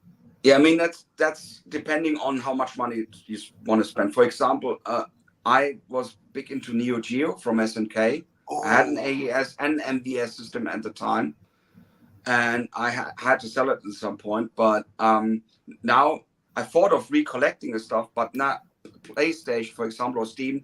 They are releasing more and more games out of that time, even my favorites. So I say, okay, those are good enough emulations. They run fine, especially now, since those consoles nowadays are capable. When you think of the Neo Geo CD, was just bad because it didn't have that technology at that time, and to replicate what a console with cartridges can do. So if I can interject here, as somebody who formerly worked in the video game industry for a decade. All right, so back in our 20s, we had these guys that were called hipsters, right? That they were into something before it was cool, right? So that generation, like, you're getting a lot of that now, where kids are getting into, and I say kids, and again, these are young adults, they're getting into that older stuff because, oh yeah, I'm so cool because I have this thing that was never around or was extinct by the time I was of age to buy stuff, right? And you will get a lot of that along with the popularities from people like us too, because they pick up a lot of stuff from us too. So when the NES Classic hit, or the SNES Classic, or the Sega Genesis Classic that hit a couple years back, where it was that mini version console that you hooked up to your TV, right? Those things were impossible to find, selling like hotcakes. And those are from our generation, the earlier video gamers, the people who pioneered or led to the talents of that, right? And again, you've got like those, and I'm just going to use that term hipster because we all know what that means. Like, somebody liked something before it was cool kind of thing. Or, you know, it was kind of a nostalgia thing that built into where we're at. But you've got people that literally look for that kind of stuff because it thinks it gives them a more mature image in a way. Yeah. With regards to all the nostalgia, though, like, where does something, maybe this is a little bit different, like, a lot of us didn't, say, grow up in the silver age of comics, but we want the first appearance of blah, or key issue of this, that, or the other thing, right? That is simple. Is that still nostalgia because we have a nostalgia to the characters that we started in the Bronze Age? I mean, how does that work? Status. We Strictly didn't a start in status. bronze. We didn't start in bronze. We would be. We're modern. We're modern. Age. Yeah, bronze would be before all that, which is Yeah, so bronze was before the Silver Age, right? But when does the modern age start for you? Is that when Crisis? 19. Okay, no. Okay, Crisis? so as per comics, if there's a comic historian, modern age comics for us in the current era started in 1978. The year I was long born. ago? Yep. Really? I thought it was. Yep. I thought that they said that the modern age started like when the whole Crisis thing happened in '85 because they rebooted everything. Because I was going to say, I definitely feel like it started when they started to break the rules of the comic code. And that was around that time, and they said that I'll double check it, but I remember clearly a historian on YouTube was saying like it's 78 to 75 was considered the beginning of the modern era for comics up to present day, and I was like, so Silver Age and Gold Age and Bronze Age, oh my goodness, like Gold Age was like, and of course we all know that those are going to shift because of years.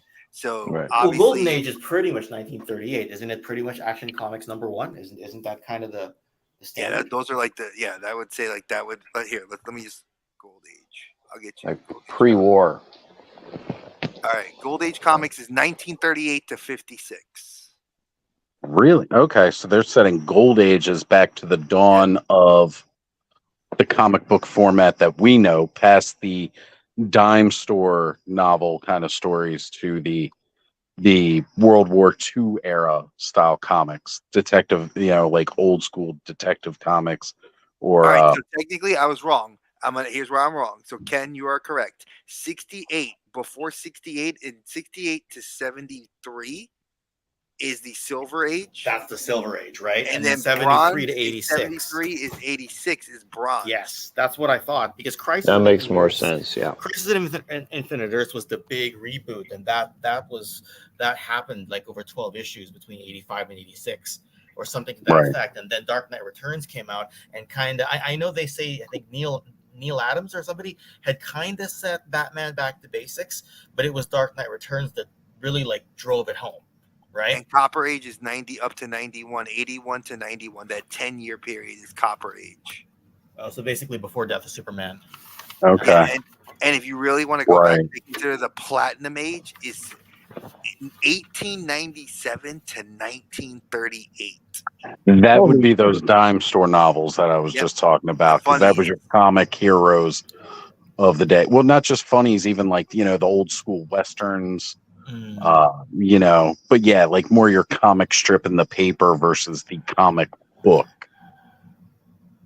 So Lilith brings up here, and they're saying that toy collecting has changed over the last 20 years with the power of the internet. Gone is the day you hunt in stores to find items. Now you hunt online or pre-order. I just hate to see what next 20 years be like. And, Lilith, I kind of agree with you on that because, and we were just talking about this a little bit on Toy Frenzy Thursday, that there's a certain rush and feel when you can go into the store. You walk into a store and you get excited seeing the toy on the shelf. Right. That is, I also feel part of that nostalgia factor because, again, depending on how, we were growing up, I think most of us here, right? Like it was a real special thing when you went to the store and you got the toy off the rack at the store, right? Like most of us would probably get most of our toys at a birthday or Christmas type event because, your family didn't necessarily have the income to just buy you toys whenever, right? So it was like a real special feel to go to that store and buy that toy. And again, I know Bud and Zazel, you guys been kind of quiet.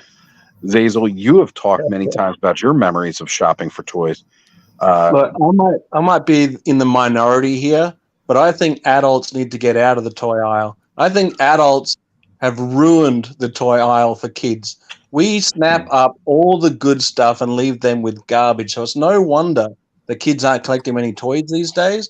You can't even buy modern Masters of the Universe action figures without the price already doubling or tripling depending on the character, because scalpers are going in there and picking them up based on nostalgia. There is no reason. So you should Sorry, say the resellers are ruining it for the kids. Yeah, not not just the resellers though, right? The adult collector. If an adult is going in there and taking the last toy off the pegs for their own personal collection, when they have access to the internet, then that ruins the experience for any kid that might want to have that toy. And if everything was available online, that's where I would get it. If it is online, I'm going there first. Yes, I did have the thrill of the hunt, the excitement of running down to the toy aisle and grabbing all those toys, but that was appropriate. That was age appropriate when I did that. Doing it now, being elbow to elbow with other adults in the toy aisle, just feels dirty. Okay, but let me throw something at you here, because my wife and I are both teachers. So from a different perspective, I'm going to throw this at you. Statistically, kids don't care about toys anymore because it's not we, and I'm going to say society has aged them up to be more adultish. And plus, things have moved. Technology is more readily available to them. I should know. My little daughter has toys, but she'll go on a laptop or a tablet, and she's 4. Yep. Yeah, she still plays with toys. So adults didn't ruin anything. I'm 100% behind with Sonny.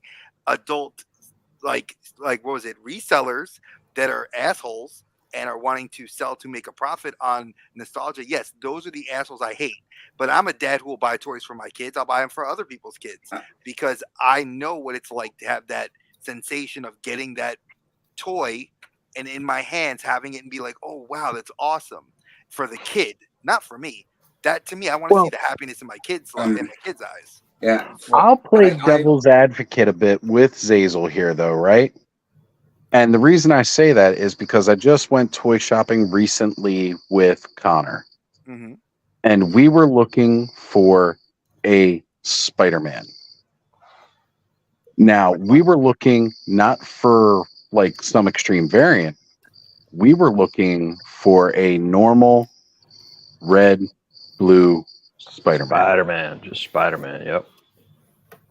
And you could not find one. Now, part of that is also, well, is Hasbro releasing a normal Spider-Man at the time? Because a lot of what they've been releasing are variants or alternate Spider people, and not just your classic, waves, right? Not just your classic red, blue Spider-Man.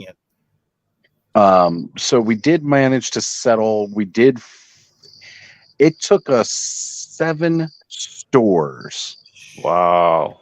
7 stores. Because like I say, I live in a dense area where it's easy to go from one store to the next to the next. And we finally did find a Tom Holland red and blue Spider-Man. But he was getting upset because we could not find a classic styled Spider-Man in the toy aisle. Well, and that's not scalpers alone getting that. No, that's where it gets difficult. The adult collector, because for the same reason I can't find a Wolverine 97. That's not just scalpers. That's the one that all of us wanted to get because it was the nostalgia buy. Well, then it's the question of supply and demand, and then the supply is not being fulfilled properly. Exactly. So who do you blame? Do you blame the collectors that are trying to grab it up, like Sonny's saying, or do you blame the company for not producing enough product because they know they can control the masses and the price point? For example, I'm actually buying only online. I mean, sometimes when I'm here at some stores, I look at the toys, but actually I rarely pick up something. Actually, I think one time or twice I picked up something in the 2 years I've been here. In Germany, I just looked at the stuff. Most of the time, they didn't have the stuff I want anyway. But when I remember 20 years ago, when I was collecting Motu 2000X, I went to the shops and checked what they got. But I never bought a figure, triple or quadruple or something. Usually I bought the figure once, maybe some of them I bought twice, but usually I bought them only once. There was still plenty. So, but then you have people like somebody once told a story about having his kid, taken to the toy line, and they had the Star Wars Black Series, some clones hanging there. And another guy, an adult, came, just shoved the whole, pulled the whole pack of figures into his shopping cart. Said, "Oh, these are going on eBay now." I mean, this is Well, the yeah, that's mentality. 100% a reseller. Yeah, and that's the asshole. I've And dealt and with to that. do it so nonchalantly too. Oh no, I had a guy Right, trying to like sell it me was shit at just Walmart okay. out of a cart. Like he had, I guess he was in the toy aisle, and I saw one of the figures I was looking for, and it was for my daughter, and I was like, for my teenage daughter, and I was like, oh, cool. So I go put my hand in, homeboy just rolls up like right here, and I was like, yo, get up out of my face, like there's a cart, I'm just he's like, no, this is mine, and homeboy, I looked deeper into the cart, and he just had triples and doubles of everything he can get his hands on, and then he had the audacity to tell me, I'll sell you one. I said, dude, this is for a 14-year-old. I don't need you. I can go somewhere else. And he's like, Well- no, because it's your daughter, here you go. And he handed me one. But he So- walked away with a cart full of shit. Now that's an asshole. I agree. That's not a cool collector. That No. does backfire on people a lot though. Like they'll try to sell it on eBay, not True, realizing yeah. that all of a sudden that thing went on clearance somewhere else in the country. Ollie's. Yes. Yeah, So that right. does backfire quite a bit. Now, Mm. a big part of that too is that they don't make nearly as many, right? Like I was told stories of like the old Joe cons, like Kirk Bazigian had brought in charts of how many they made of some of the Joes in the 80s, and it was something like between 900,000 and 1.4 million of each Joe when they were in their peak. And then Steve, you and I talked to several project managers who when we were sourcing for Delta 17, who had talked about the numbers that Hasbro was making in the 2010s era. And they were making anywhere from something like 40,000 to like 200,000 if it was a really popular Marvel movie or something. And again, those were very, very blanketed numbers with wide ranges, but you can tell the economy of scale. Even if those numbers are still true, 40,000 to 200,000 today, and those numbers are 10 years outdated now. That's Well, nothing again, because they're not also selling 1.4 million. They're not also selling the masses of toys they weren't, because again, the consumption of media and the way kids play these days is not as big as it used to be, right? So Right. kids. So one of those things in Oz, I showed you the preview when I was making the Adventure Team video with Largo in them. Right? Is that we tried to drive home the imaginative play. Kids do not have the drive to do the imaginative play thing anymore. You have to do it. Like I do it with my daughter. I'll sit on the floor and play with the superheroes with her and her toys, because I still want her, and she does it herself. She'll sit there. My wife and I will just be doing something, and you'll hear her have these imaginative conversations with these different characters, and it's Yeah. such a cool thing to see, because I was like that at her age. I was like that all the way up until I could remember, that I was still playing with toys. It's something that you don't want your kid to forget. Yeah, do I feel like there are people that are assholes that have ruined the hobby for kids? Yes. But pulling that aside, if you're the parent, and I think we can speak for the parents that can speak in here, you can say you control what the media your kid digests. You want your kid to play with more Very toys. true. Guess what? You put fucking toys in their hands. You don't put a fucking tablet. You don't put a phone. You don't put a Yep. computer. Yeah, That's no, the control we have. But they're not. Yeah. They're not encouraged because they have Yeah. the tablet. They're not encouraged to use that. And if they imaginative when play. they go see other kids, they're like, "Oh, well, that kid plays with that." Like, okay, whatever. My daughter doesn't play. Like, my friend wants my daughter, 4 years old, to be playing on the Switch Fortnite. I'm like, no, not yet. She's good. She's good. All right. There's So- one more thing though I want to mention, because we had this with adults in the toy aisles. What I also am not really fond of, I mean, if some people do that, fine, I heard of it. You have these charity stores for people like lower income families who then can buy whatever secondhand clothes for a pretty low price. Yeah, Sometimes also toys make their way in there, and then they're collectors who specifically go to these stores to see what kind of bargain they can get. I think before I go into one of those stores, I mean, those are toys which could go into a kid's hand, actually, and a kid whose parents don't have the money to actually give it a tablet or a phone or something for playing, or a console. So at least it would have a toy at a discount price. But then you have collectors say, "Oh, I don't need inbox anywhere. I only need the figure. I don't care for the card or the box." They go there, buy the figure secondhand for a bargain. All That's right. also then not right, I would say. So Yeah. I wanted to give Bud some room to speak on this because Bud himself is in a unique situation as far as this goes, with getting his single kidneyed ass to the store, as I've so eloquently said a couple times, that Bud not being able to make it to the store has single-handedly crippled the toy economy. And again, just to piggyback kind of off of what Zazel was saying about it, with adult toy buyers not having to go on there. So we all have access to our smartphones, our credit cards, bank debit cards. There are very few people in the world who only deal in cash anymore. And those people more or less have no choice but to go to a store. However, as somebody who cannot get to a store very often, Bud, do you agree that adult buying should be done online? I think it should be done online. It's like something I've been kind of saying the past couple weeks. My only local Walmart. Now, granted, I live in a small town center of Wisconsin, so like I have one Walmart that's 20 minutes east, and then I have another one that's like 35, 40 minutes west. So to travel between just those two, I'm looking at all freaking day, you know, like to get to one, drive there, and then drive clear across, 60 plus miles just to get to the other one, and then get home.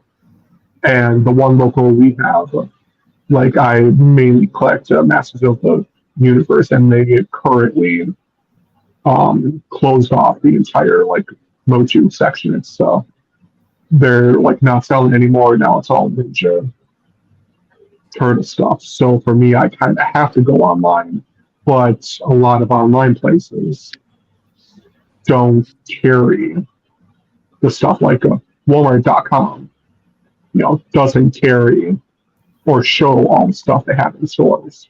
Target, like I'm seeing currently people posting online. Oh well, I found the Prince Adam Cringer 2-pack at Target. I go to Target.com, search for it. It's now fucking there. So like, I don't know. Like, I wish it was all just online available. Just search, grab, go. But yeah, sometimes you can't find what you're looking for online. Or if you're unlucky like me and you go looking for the Wolverine 97, he's already been snatched up and sold out for the online SKUs. And when I find them at Walmart.com or Amazon, it's not through them, it's through a third-party seller who now wants $70 to $80 for Wolverine X-Men 97 line. And plus, he can eat my ass with a fucking spoon. Plus, going to a store, you're going to see a toy aisle that's like literally half freaking empty. Yep, right. The action There's figure so many aisle videos I see of like barren. People going to Target and the Star Wars section is literally just Lando's, maybe a couple not Rogue One, Andor series. Then Marvel Legend is usually just the Falcon Cap figure and a couple maybe of the Spider-Man animated, but it's like Tombstone and like someone's like, and then just the rest of the aisle's just empty. What I've typically so it's been like finding, it's not even worth going to the store.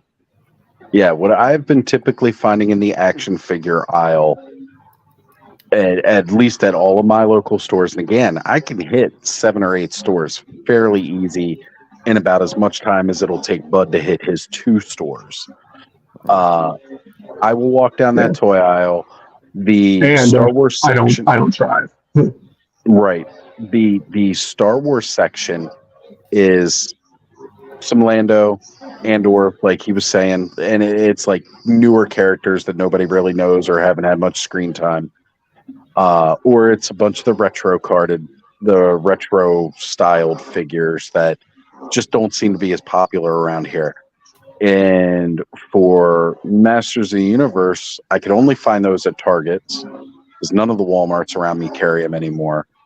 And it was it would normally be the Jitsu Wave still to this day.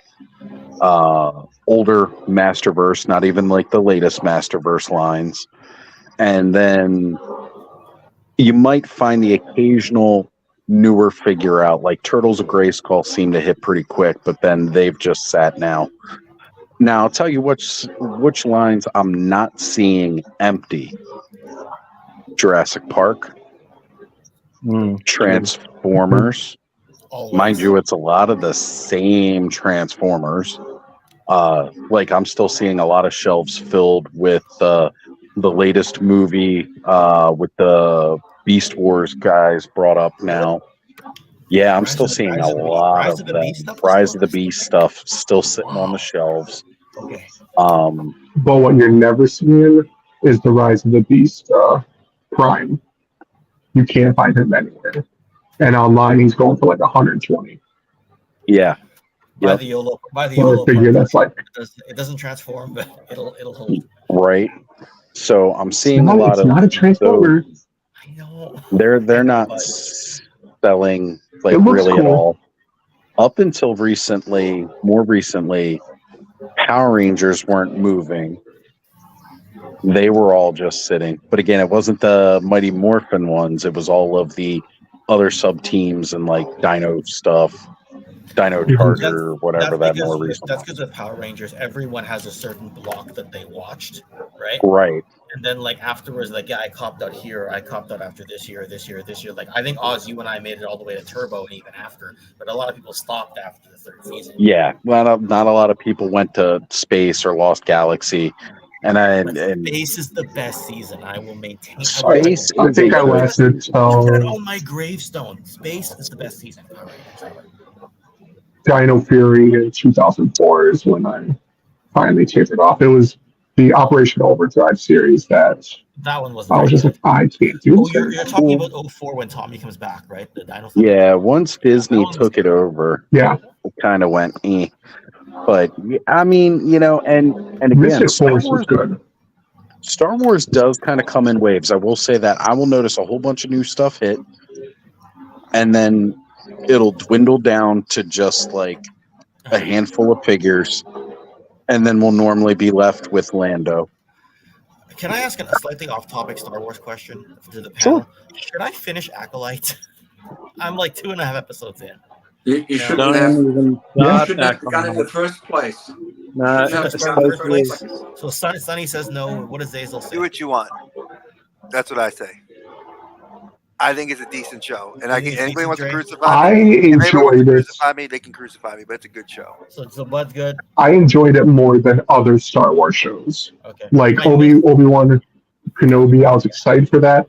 Did not care for it. It was bad. Ahsoka had moments. No, go on, Sonny. I think it's one of the most horrible shows, and especially they have so many things that make absolutely no sense. But I mean, it falls in line with most of what Disney has produced in recent years. I mean, they had a good run with the first and second season of The Mandalorian. That one fell off as well. Book of Boba Fett was a disaster in my opinion. Yeah, season 3 wasn't that good.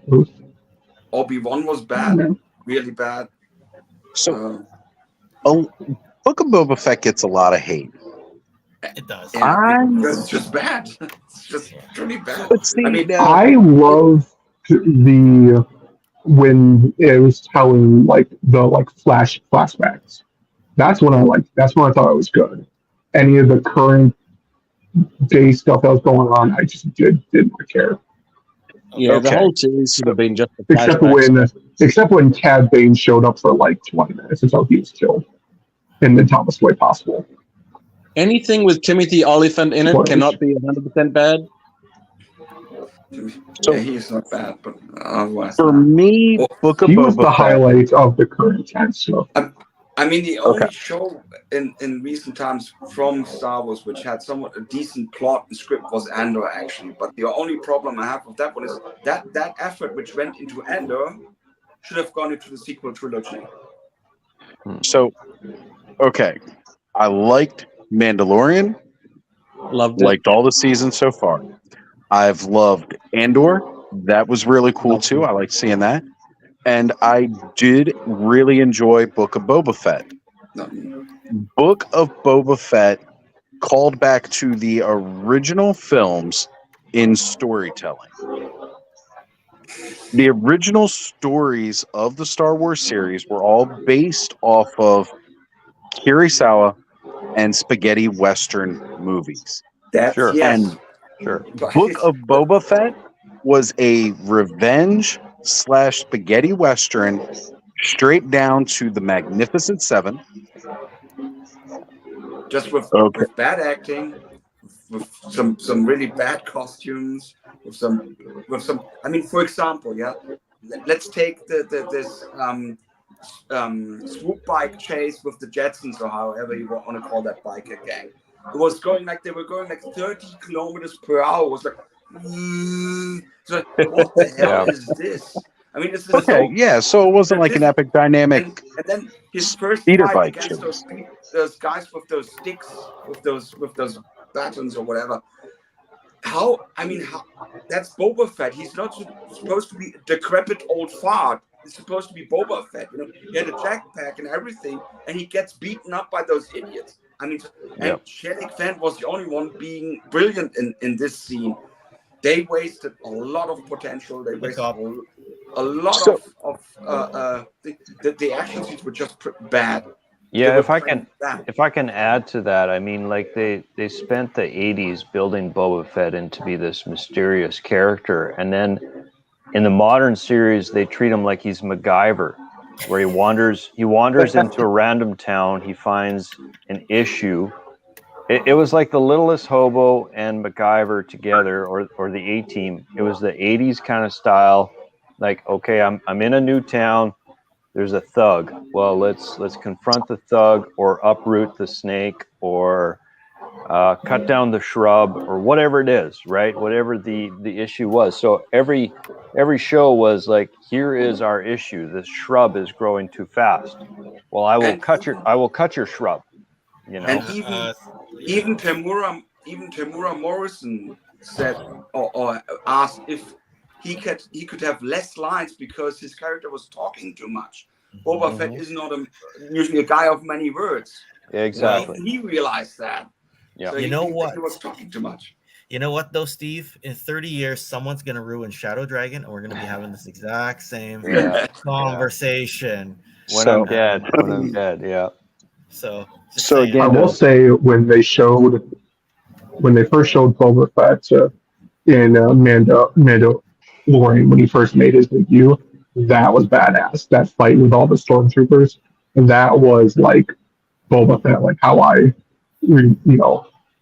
was. False hope. But then when it transferred over to the Boba Fett series, then kind of was turned down going into. His escape from the Sarlacc pit was exactly what we wanted to see as kids. I'll give them that. I do like that they had some Western elements, like the train chase. Like the necessity for a train on ground level doesn't make much sense. We could just go off into orbit or go into wherever and just like make a long trip, a short trip with the technology that they have. But I'm not gonna pick it apart for that. Anything with the Mandalorian in it made it better for me and made it more palpable to watch it, palatable rather to watch it. And I guess with the Obi-Wan show, I liked seeing, and this is again for I guess nostalgia, is seeing prequel era actors interacting with each other again. And as far as the latest show that came out, I watched every episode as it dropped. So I mean, people say that if you hate it and you're watching it, you're still a fan, right? So I guess I still watched it, and if I have to say anything great in it, I would say the use of yellow lightsabers. That was pretty cool. Right, because that High Republic age, there That's a was a Legends. much different time from what we're used to with the Yeah, more what'd you say? modern Skywalker The yellow saga. lightsabers were like a Legends canon type thing, weren't they? Like that was a expanded universe thing. Well, original Luke had a Yeah. yellow lightsaber, so I guess it's also a callback to that. Oh, the toy, I guess. Yeah. The toy did have it, but The toy had it, but I mean, I the remember actual first, lore. like the video game Knights of the Old Republic. You The had Jedi yellow Console lightsabers already. had the Consulars. or the Jedi Sentinel, I think, was the one who had You already had yellow lightsabers. Sentinel, I thought was green. Was it green? in the Okay, Je- so I may be getting it No, wrong. no, you're right. No. See, green was You the Consulars, Guardians were blue, Sentinels were yellow. That's what you That's get right. for testing me on histories, Oz. You had, There we go. Yeah, and you said you yellow only got a couple lightsabers episodes left. in the first Jedi Knight game, the Dark Jedi set yellow lightsabers too. Some of them. At Yeah. least. Oh, there you go. That was from I the didn't know. 90s. But So now with the Obi-Wan show, I mean, I was also looking forward to seeing some familiar faces from the prequel. But first of all, by bringing Darth Vader and make him dual Obi-Wan, that made the scene in A New Hope somewhat redundant. Then why? Okay, Disney needs the princess again. Why not actually focusing on telling the story of Obi-Wan, securing or protecting Luke Skywalker? Why do they have to bring Leia Organa, which is in the hands of the Organas, which are basically neutral or whatever? They could have made so many interesting stories. Like, for example, if some bounty hunters are getting notice of the thing, or the Hutts even, that there's someone on their planet which is of high value, especially to the Imperium. They could have put so many different things into, but no, they had to make this whatever made up thing of him even leaving the planet. Yeah, Obi-Wan leaving the planet, leaving Luke behind. So this is another I don't know. It's just all for the sake of they turning this whole thing into like too much girls stuff, in my opinion. Well, more than that, and you may have a point, but I think more than that, I'm getting sick of seeing all my childhood heroes be turned into far less than that, and that's just putting it nicely. I want to use more harsh words than that, but him using a blaster, although he himself always states how uncivilized, and he had the lightsaber too. Often the choreography is bad. Look, Ahsoka. I mean, the way that the lightsaber battles looked so ludicrous. I mean, you're now being used like to stuff like the prequel of lightsaber scenes, prequel trilogy. Then you see this just looks like from a retirement home, from a nursing home. You would put people into. Well, I knew Hope was a bit like that too, though, to be fair. yes, well, and there's a big reason for the change in style for Darth Vader, at least, that they've always used, even in the old expanded universe stuff. The way we saw Anakin battle within using his lightsaber and the proper forms and techniques during the prequels versus the dueling that we had with Darth Vader came much down to his suit. Yeah. His suit highly impaired him. It was purposefully meant to impair him by the Emperor when he put him in the suit. And it was awkward. He had to use a lot of his force ability just to be able to move around in the suit, because the Emperor wanted him to be pissed off and enraged all the time. And that is why he was not able to duel like Anakin did in the prequels, mostly down to his cybernetic limbs. Yeah, I was gonna say, it And doesn't matter how good robotic legs you have.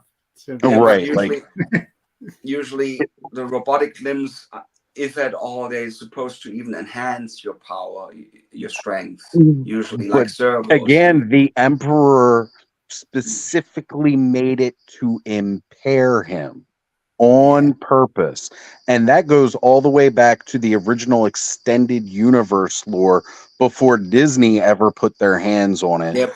by George but Lucas then- himself. But then why was Obi-Wan such a wreckage? I mean, he actually was worse, if you will. And why the blaster pistol? I mean, this is they So turn again, for Obi-Wan, a lot of it being the fact that first he had stopped using a lightsaber for combat, whereas in prequel days he had it on him, trained with it every single day.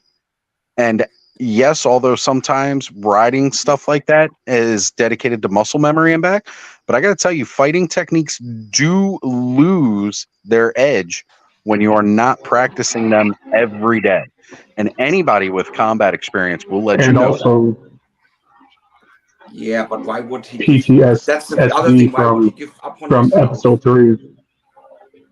Why would he give up on He was himself? too afraid Yeah, like he to did use it. in the show. Same reason prior. Yoda did and went into hiding, because they weren't okay. So they had built up Anakin to be this chosen one that was going to bring balance to the Force, and in which way he did, but they lost faith in themselves because they could not see the Sith plot right in front of them under their nose.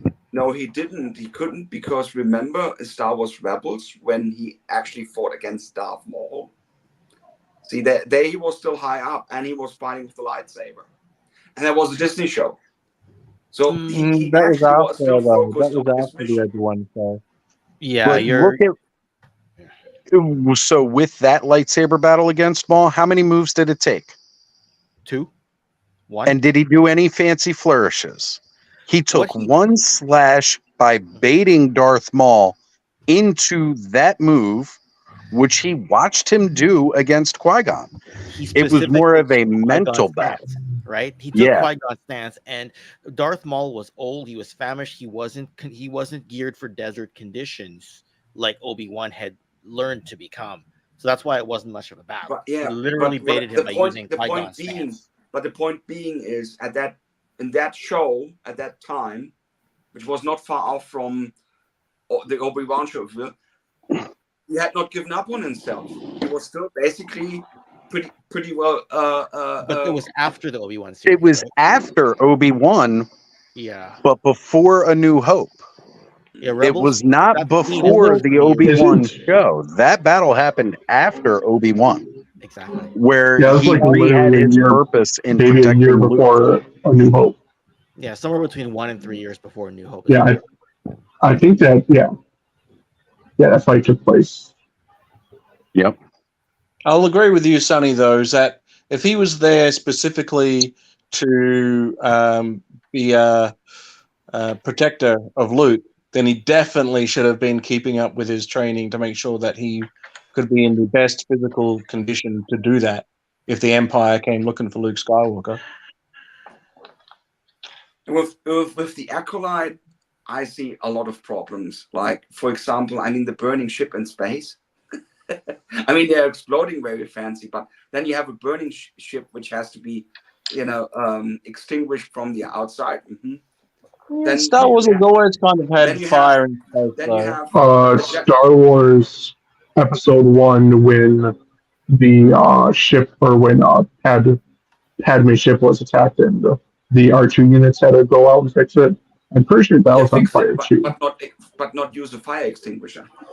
They fixed it.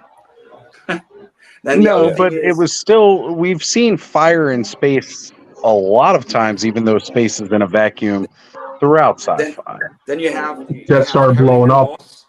Then you have Carrie Ann Moss getting defeated with a dagger while wielding a lightsaber herself. Then that's a good one to watch. Yes. Yeah, the whole show is a mess. It's just inconsistent character arc. Then you have Jedi's looking for some, for other vessels of the Force, and they have to use a detector and can't find anything, although usually they are sensing each other through the Force.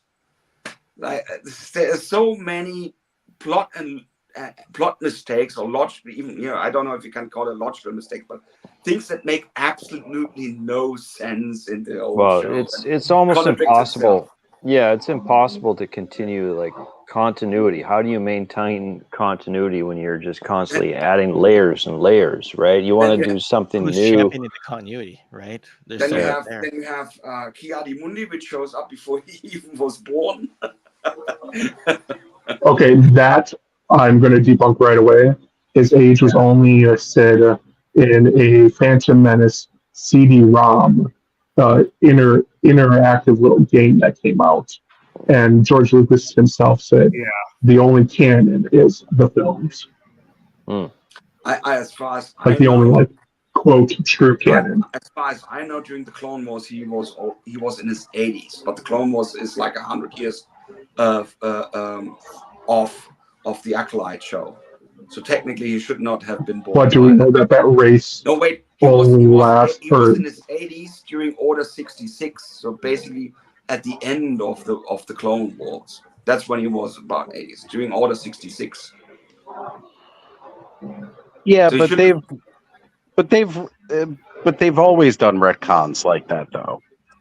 Yeah, like I'm not gonna hold Disney accountable for things that were put into an extended universe before they got it, and expect, because they've adapted so many different things over their time, and then so many things were retconned even before that, right?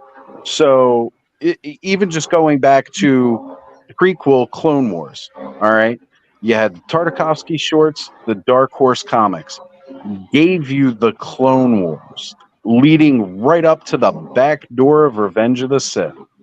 And George himself, before Disney took over, wiped it all out and said, nope, Clone Wars TV series with Dave Filoni, this is the canon. So don't hold anything that happened prior to Disney to that.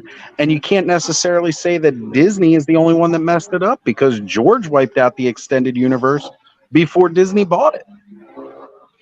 Everybody blames Disney for that, but no, George did it before Disney.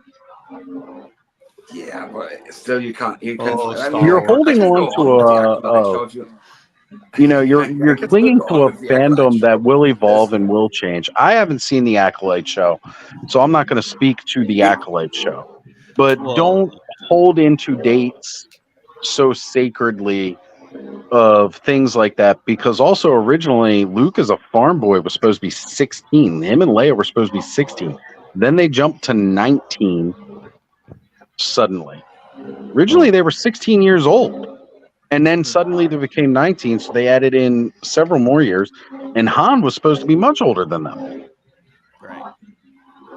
And then they kind of closed that gap a little bit. So is this where I say, "Oh, sorry, I asked. Should I watch Acolyte?" That spawned the last 40 minutes of talk. I was just curious, Ken, how many episodes you said? I say watch it. About two and a half. What happened was, I started watching it. Then House of the Dragon came back, and then but then there's time between episodes, and then all of a sudden Cobra Kai came back. So now the Acolyte got pushed further down the back burner, right? House of the Dragon clearly is the better show. Oh yeah. Clearly Oh is gosh. the better show. Oh gosh, yeah. So, Yeah. And I mean, I'm not going to hold you to, like, if you don't like a show for your own reasons, you're not wrong. You don't like the show. That's fine. It's definitely fine, because everybody's definitely going to have their own opinion on it. And I'm not knocking your opinion, but I will just say, don't hold things to be so sacred, because if you don't allow property. No. It's not about holding things sacred. I mean, there's a reason why the Disney stock is plummeting and plummeting and plummeting. And it's not all because everyone, as they suggest, is a racist or a sexist or whatever. It's just they have very bad writing. And nowadays, even they cast the directors. Usually directors are hired, not cast. And you should give them some freedom. So they can that I do will something. agree with. Instead of ticking boxes, instead of ticking some boxes. That's the problem. Yep. The box ticking. That's the big problem nowadays in these shows. You know, Well, I would with DEI, aren't you? Yeah, I will go with that. MEI should be how is it say? Merit, excellence, and intelligence, and not diversity, equity, and inclusion. Should be merit, excellence, and intelligence, which should make the show, or anything else. You know, and you know, when I look at this, we have to.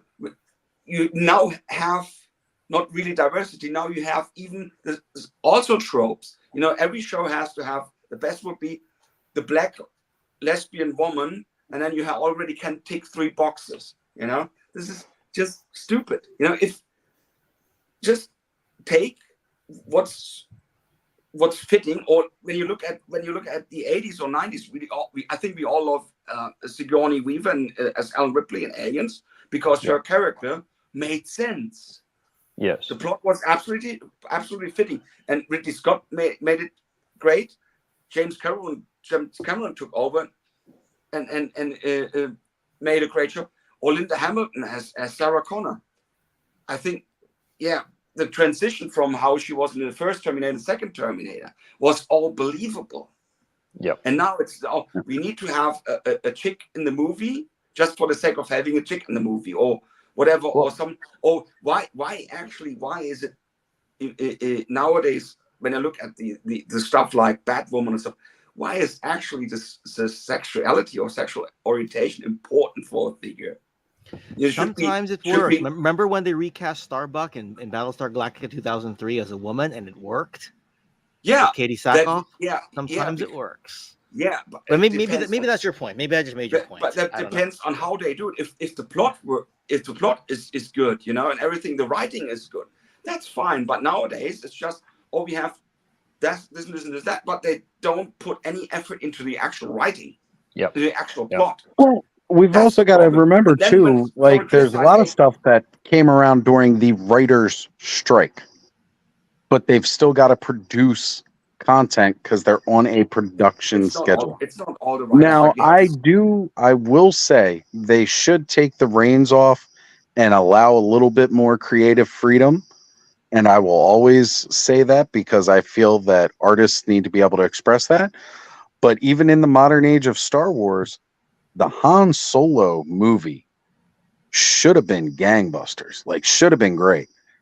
And whoever the Tweedledee and Tweedledum that they originally had directing that did such a foul job that they went ahead and hired Ron Howard, who is an amazing directive talent, to polish a turd, and it still got shit on. Even after him polishing what they could. Otherwise, they would have had to start from ground zero and remake the whole movie. It's the same. I mean, you can see the signs everywhere. When you look at shows, moves, like Game of Thrones was a pretty good show. And then season 8 basically ruined everything, you know? Then you have like Disney. Okay. Oh, sorry, I didn't want to cut you off. I just instinctively jumped in. Season 8 works up until the Night King battle, in my mind. Yeah, it works up until the Arya Stark moment and all that. But yes, it does tank pretty. Everyone always gives season 8 really a rough time, but I think the first half of season 8 still works. And then you can see it even in video games. Like there's this huge thing about going on with Sweet Baby Inc., which is only like a consultant company, which is they're trying to infuse this DEI into video games. Now those games are getting boycotted because also why? Just an example. You have Spider-Man 2. They put in some elements, you know, with pride and LGBTQ and stuff. And then when it goes overseas to overseas markets, those elements are getting stripped off the game. So, you know, how much is this? How much are these values worth if you don't take our place? Or Disney, when you look at the movie posters of, for example, Star Wars, the Force Awakens, you had Finn on the poster. Then on the Chinese market, Finn was like totally like minuscule on the poster. Was he actually on the poster? But yeah, or you have Black Panther. For the European or Western market, mask off. For Chinese market, mask on. And you have tons of these things going on. This is foul split morality or like double standard, you know? Oh, absolutely. Yeah, if I can, Or we if I, can't sell this on the other market anymore. You will your snow, you know, if you can't if I can, transcend it to other places. Sonny, if I let's can, give if Steve I the can floor to speak. talk here for a Oh, second. sorry. If I can speak plainly here, we have what's going on called social Marxism. So in the West, we cannot be defeated because we are too strong. We have, if you look outside of the military of the United States, the redneck population has more guns, more trucks, more gear, and more pickled radishes than the rest of the world does in the standing armies. So the only thing that we respond to as Western people is guilt. They have attacked us. The only way that they can attack us is to try to divide us. So divide and conquer. So the only thing that works is guilt. So they have tried to tribalize us. They have taken, like, let's just say the LGBTQ portion. I'm not going to throw any shade on them at all. But what they've tried to do is subdivide them so specifically into, you know, it's no longer LGB, what have you. It's now 2IA plus. They're trying to subdivide all of us. That's just an example. They're trying to subdivide all of us and have us war against each other about microcosms and microaggressions and just insanity. And Divide et impera. Divide et impera. Divide and conquer. That's what it is. Okay. Is that Latin or Deutsch? That's Latin, divide et impera. Okay. I don't know too much Latin. Ich spreche ein bisschen Deutsch. Ich lerne in Schule, aber meine Deutsch ist nicht sehr gut. But in English, you say divide and conquer. The Germans say divide and rule. But yeah, divide and conquer. That's the principle. That's exactly that, what you meant. And there's another problem. I call it the rise of the robots. And the robots are actually a bigger problem than nowadays the Karens. You know, everyone knows what a Karen is. But if to know what a robot is, you have to read Morton Rue's The Wave. Robot is someone who joins some kind of movement, but it's not enough to be inside that movement. He wants to come up in the hierarchy, and in order to do that, they have to come up with more and more extreme measures and ideas. For example, in Germany, we had these last generation guys who glued themselves onto roads to block traffic, or they throw tomato soup or potato soup onto paintings inside museums. You know, just absolutely destructive behavior, not making actually any point regarding the actual idea of environment protection or something. Just to be, you know, just to look important, if you will. That's the thing. It's nothing more than brainwashed lunacy. Yeah. Or when I compare, like I witnessed Christopher Street Day in Germany, in Frankfurt, in the 90s. I think it was like, I don't know, 94, 95 or something. And that was actually like a huge party. Like everyone was welcome. Doesn't matter who it was or, you know, what orientation. Like it was really like this live and let live thing, behavior. And the last time I witnessed it was in 2018. And I didn't get closer because it really like had a somewhat aggressive, almost militant atmosphere. Like it felt really, really intimidating in some ways. You know, if you're just a bystander, in my opinion. This is exactly what Morton Roos describes in his book. When movements get out of hand, especially because of these people who drive to new extremes. That's actually how the National Socialists became that. Well, guys, let's rein it back on political views and talk, because I definitely, I'm sorry, we're talking about how it divides people, and it does. And I make it a point not to have political discussions. Sorry. Because we are here to have fun talking about the toys. And we have gone on a major tangent. Yeah. And definitely getting a little bit too political. Like I think some streams have actually gotten taken down for going a little too deep down the rabbit hole. Yeah. We're not, we're going to rein it back from the politics. Just because this is a place for toys and enjoyment. And I don't want to get anybody too flared up over anybody's political views, because everybody has the right to their own views and their own opinions. And I'm not saying I'm trying to silence that, but we want to keep it cool and fun for everybody. And I don't want anybody getting, we certainly don't want things pulled because of I'm not smart any. enough to talk about politics. I'll stick to my lane: toys and movies. That's all I know. That's right. That's right. Because that's what we're here for. That's what the clubhouse is for. That's what Zazel's clubhouse is for. We're here to talk toys and we're here to talk fun. That's what clubhouses are about. But again, I'm not sitting there trying to silence anybody's views because that is your view and you're welcome to it. I appreciate that. Yeah. And it doesn't make me love anybody here less either. I mean, it is a sad topic anyway. it's actually pretty sad. Yeah. Well, the good news is that we will be united soon. Whether or not we're divided right now with left or right, a lot of this stuff is distractions. A lot of it is divide and conquer again. Like the Wizard of Oz, there was a man behind the curtain. We will see. The word apocalypse is I believe it's Greek for lifting of the veil. We are entering the apocalypse, and the veil will be lifted. We will be united, left and right. We don't have to worry about that stuff. So there is a good age that we are entering into. There we go. All right. Well, I'd say it's a pretty good note to leave it off at tonight because we are just shy of the 7-hour mark, and I'm not looking to break any records tonight.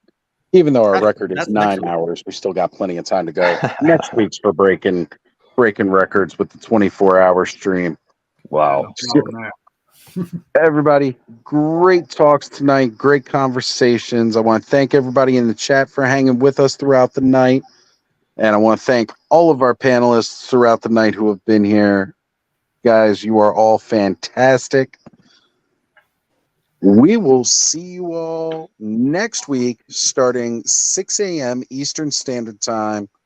We're going to start streaming, and we are going to be going through till 6 a.m. Sunday morning. Holy cow. Because it's going to be awesome. Wow. Folks, we will see you all then. Take care and have a wonderful rest of your day. Thanks, guys.